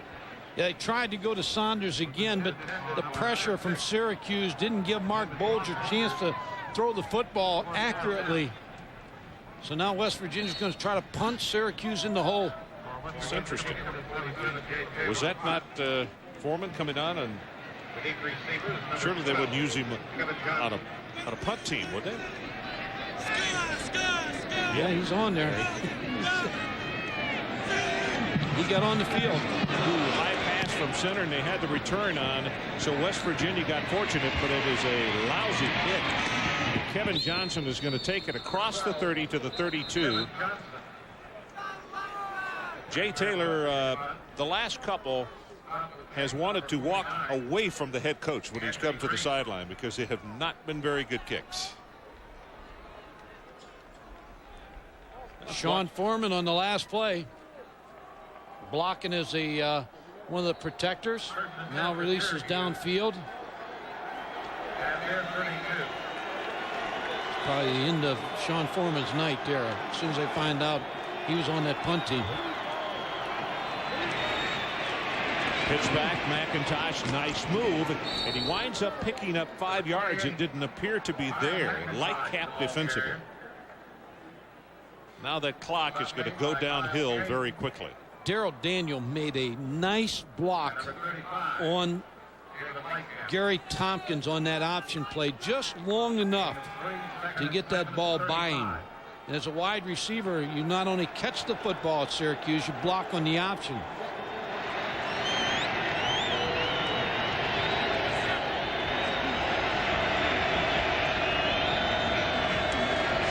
Second down, and quick out pass, and there's Johnson up the sideline. It'll be forced out by Chris Edmonds, but that is a deadly play because he catches it behind the line, which means you can block beyond the line of scrimmage. And Darrell Daniel again with another block. And what you teach the wide receiver that's going to block on that play is to attack the outside hip of the corner that's covering you.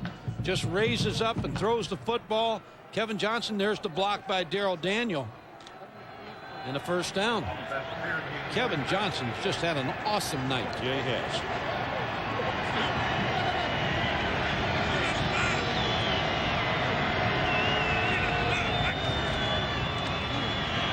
Quarterback draw. McNabb tries to get to the outside and then very wisely goes down because Stills was coming over the top. Scooter Davis had a hold of his ankle. Did a nice job too, Scooter Davis, breaking down in football position. The juke by Donovan McNabb, but he was able to get a hold of the feet of the quarterback. This West Virginia defense, even though they've given up 28 points, has played very good football tonight. They have. As I mentioned, that clock going to start to really go downhill. We're under 6 minutes now.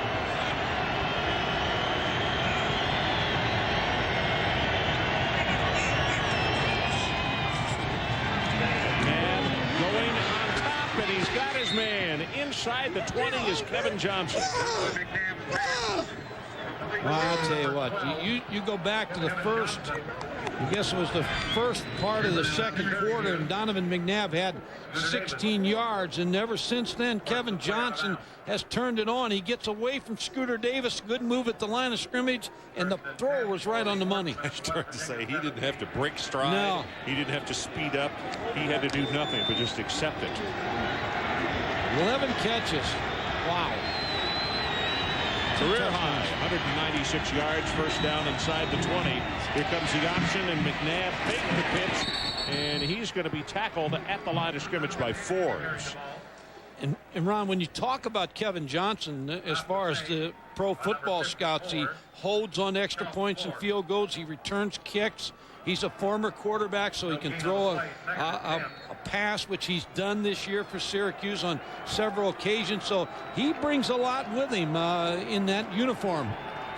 I'm sure that Paul Pasqualoni would not only like to get in the end zone here, but I'm sure if he had his druthers, he'd take some more time off this clock as well. About to go under 5 minutes left in our ball game. 28-28. Got his man. Touchdown, Darrell Daniel. No, they say he trapped it off the turf. Oh, my goodness. He just ran by Scooter Davis. Now, Darrell Daniels had a pretty good night blocking, but on this play, he got behind Scooter Davis. And Donovan McNabb led him perfectly. Let's see what happens at the end of this play. Ball thrown well. Now, went right through his hands. Good call. Great call. Scooter Davis is glad that that's the way that worked out. Third down, you can see that they are 4 of 12 at third down conversions tonight.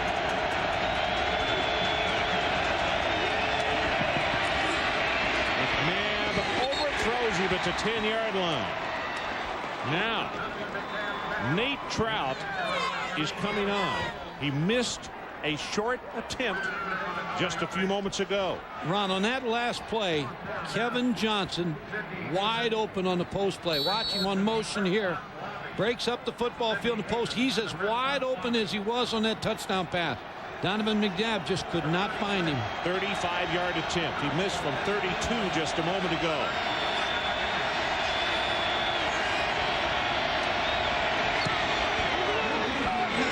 And he has missed another one. Unbelievable.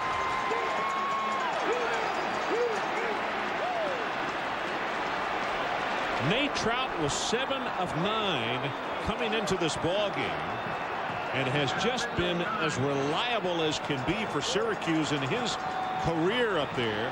Senior out of Merritt Island, Florida. But boy, he has just missed again, and we're still tied at 28. 4:46 left in our ball game. Long way to go yet. There are many ways to have lonely feelings in a lifetime, and for a young college football player, Nate Trout is very good at what he does, but he's missed a couple tonight that he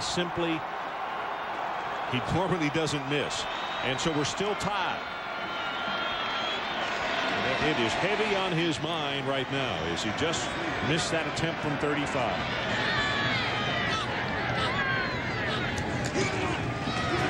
Here's Zeraway. Cuts it back up into the middle. Puts a head down. Ball is loose. Kicked by Syracuse. No possession by the Orangemen. It'll stay with West Virginia. And the official got knocked down there. Everybody was going for that football.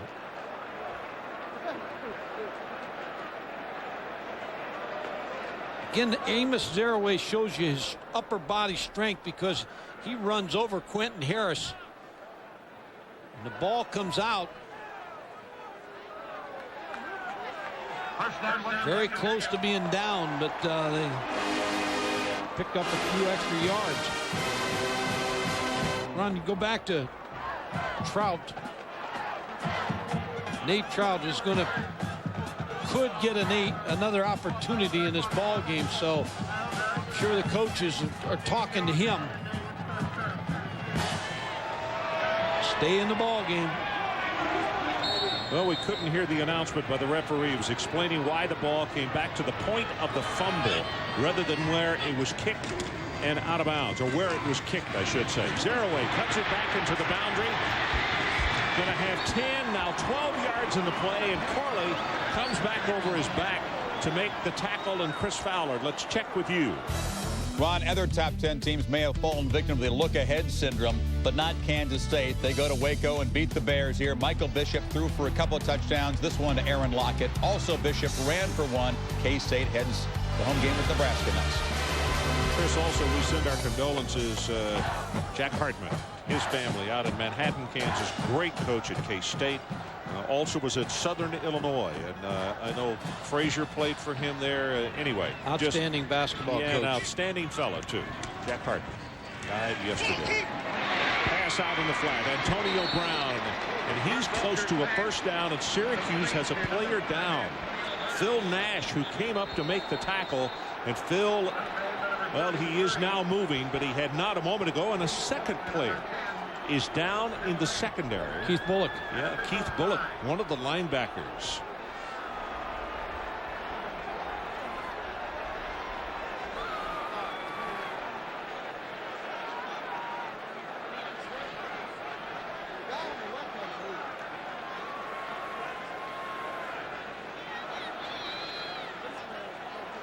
Now here's Nash and the injury to him.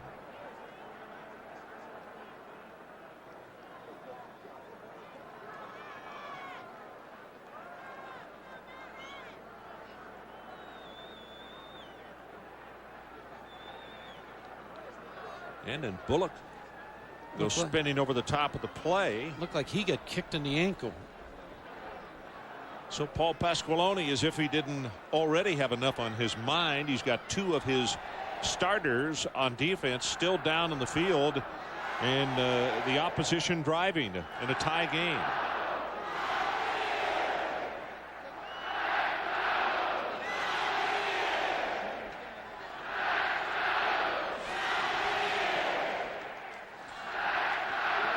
Well, let's do a little advanced planning here in case the Mountaineers get the ball close enough to attempt a field goal and cannot punch it in the end zone. What about Jay Taylor?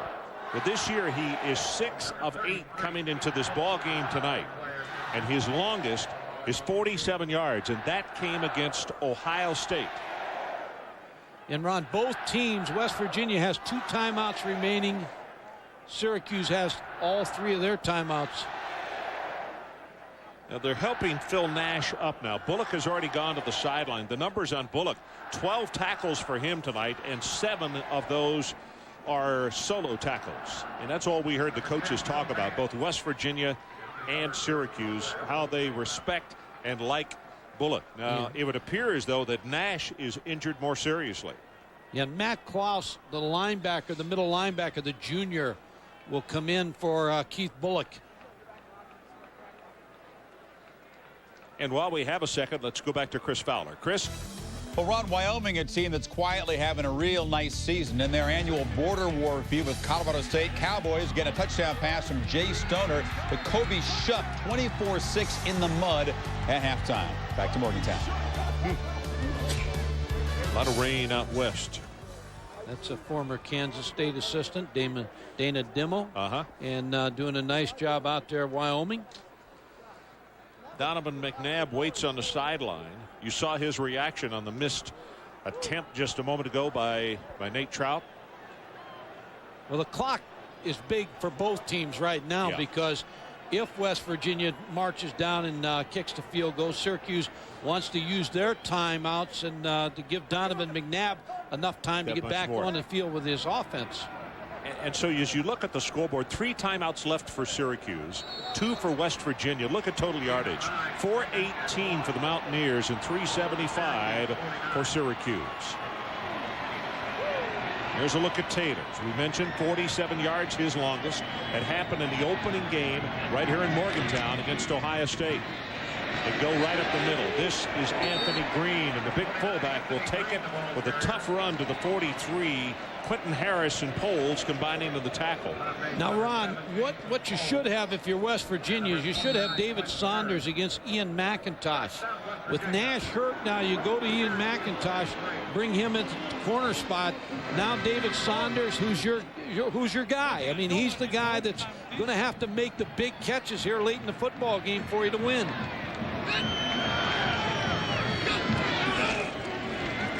Play action.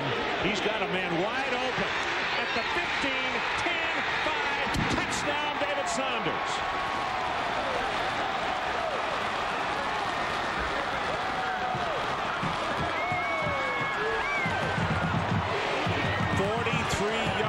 And this crowd erupts in Morgantown. Sometimes you score too fast, but Don Nalen will take this, but it's exactly what they did. They like the matchup of David Saunders versus Ian McIntosh coming in the ball game. They motion David Saunders. It's man-to-man coverage. They got a blitz coming on. Mark Bolger finds David Saunders back away from the grain, wide open. McIntosh trailing him, just got lost. Taylor with the extra point, and with 3:04 to play, our new score. The Mountaineers 35 and the Orangemen of Syracuse 28. We'll be right back. At the 35, we're just talking during the timeout that that's Ian McIntosh on the sideline. I don't know whether he was looking for help or not. It was tough. I mean, it was a tough play because they had a blitz on. Perfect call for. Yeah, it was a perfect call, and David Saunders went in motion and came back against the grain, and Ian McIntosh got picked off a little bit, was on the hip of David Saunders, but it was just a very well-run play for the defense that Syracuse was in. Here's a high kick and short.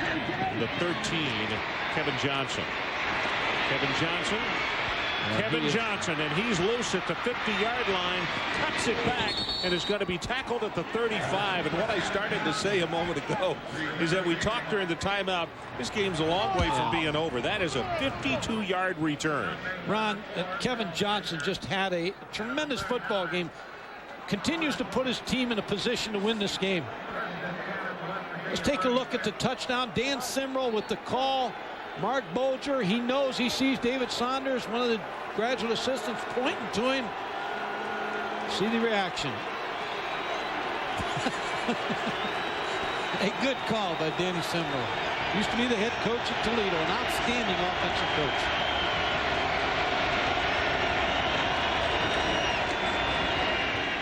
McNabb under pressure, breaks the tackle of Thornton, and just throws it away.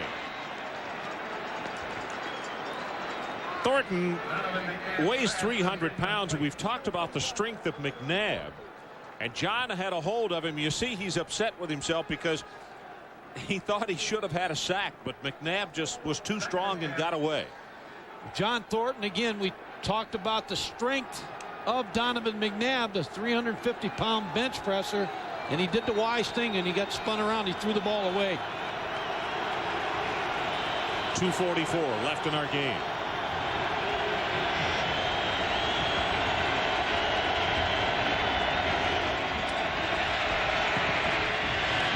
Got him open at the 25. Inside the 20-yard line is Darrell Daniel, the senior out of Lancaster, Pennsylvania. Ron, that was too easy there. I mean, there's no pressure. Nobody in that zone for Daryl Daniels. He just sits down. You talk about no pressure, first of all. Now look at this throwing lane right there to Daryl Daniel. Too easy.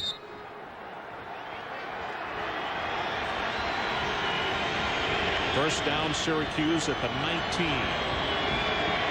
16 of 27, 281 yards for McNabb. As this running play is going to go for short yardage as Forbes defensively puts the stop on Conrad. That play was called to keep West Virginia honest and to maybe slip the fullback through. Rob Conrad, everybody figures you're going to throw with 2:06 to go on the clock and you try to sneak the fullback through, but he just tripped. Steve Dunlap calling those defenses. Kevin Rogers on the other side making the offensive calls for Paul Pasqualoni.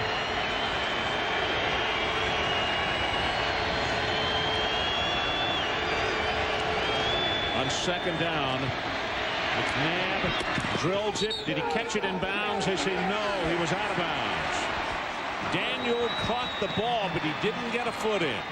And in fact, both officials running toward each other saw the same thing and confirmed incomplete.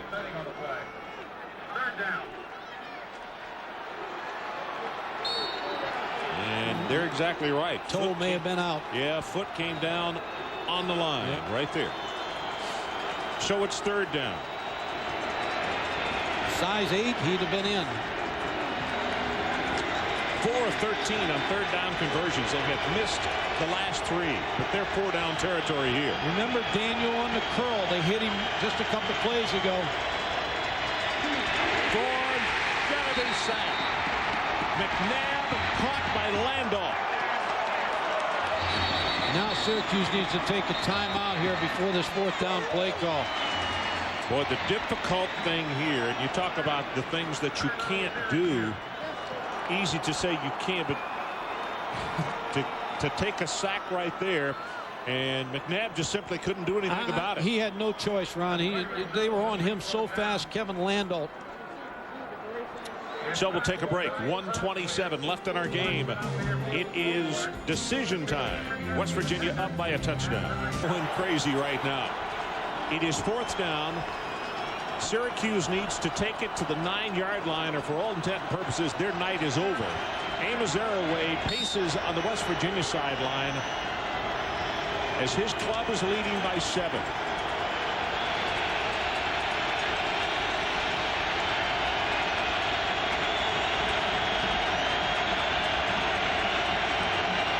McNabb looks at a blitz, goes to the end zone. He had him open and he missed him.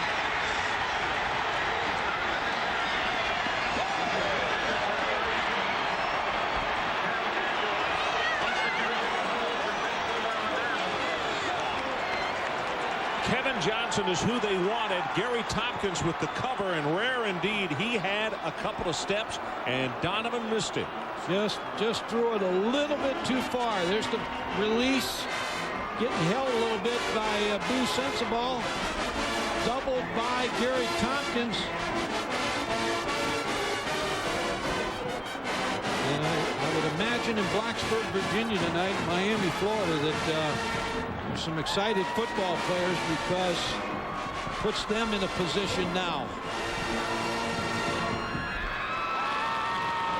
Zaraway fights maybe for a yard. Syracuse still has 2 timeouts.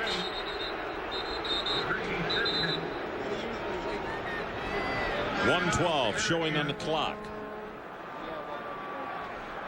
And a timeout called by Syracuse. They still have 1 left. Coming up on Thursday, the biggest little quarterback in the ACC. Georgia Tech's Joe Hamilton tries to light up the Southern skies. It's the Yellow Jackets in the hunt for the conference title, taking on Clemson. Our coverage begins 7:30 Eastern with Thursday game night, presented by Coors Light, right here on ESPN. Joe Hamilton is an outstanding quarterback. He does a lot for George O'Leary and that offensive football team. Looking at Charles Fisher there and some of those other defensive players, Sensabaugh as well, and Tompkins.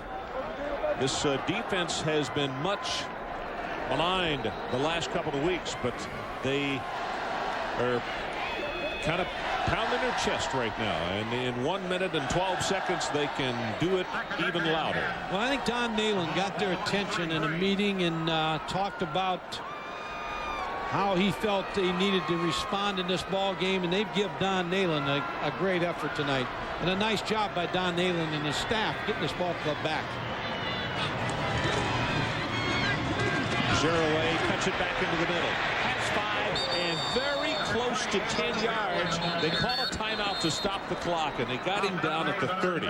So it's going to be third, about a yard and a half. Ron, just to echo on Don Nalen, I can't believe you talk about sometimes getting a little spoiled. He has done a great job here, and took a little flack in the papers around here this week, which I can't understand and you can't believe. The winningest coach here has taken him to many bowl games, championships, and this ball club, and he talked about this. He said the expectations, this ball club was high, but it was expectations somebody else put on him. But they knew they had trouble on defense. And on top of all that, he's a very classy guy. Tonight's piece of players of the game from Syracuse. Kevin Johnson, career high, 11 catches, 196 yards. And from West Virginia, Amos Zeroué, 31 rushes, 189 yards, and 2 touchdowns. And as part of their continuing effort to further the development of amateur athletics, Visa proud to donate $1,000 on behalf of these athletes to their school's General Scholarship Fund.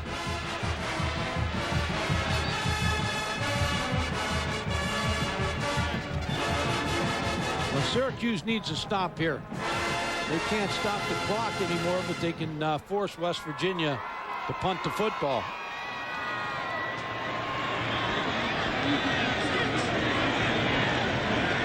Third down, West Virginia needs it just across the 32. Bulger going to run it, and he'll have the first down.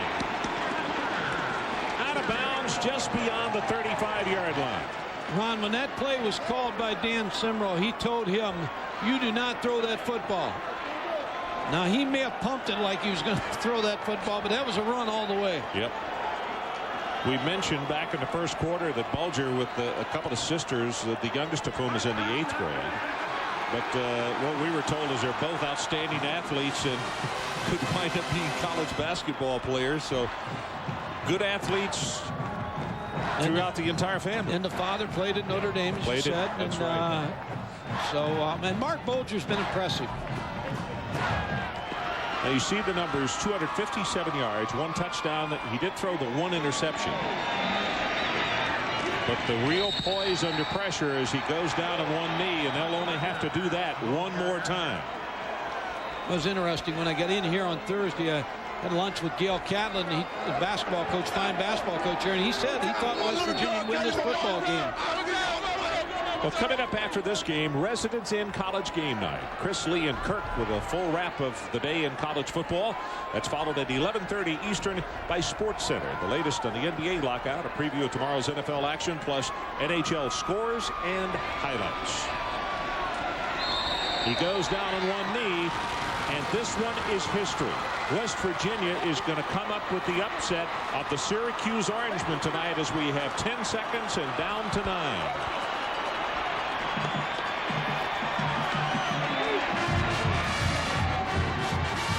Don Nalen and the Mountaineers of West Virginia, as the horn sounds, get the win over Syracuse tonight.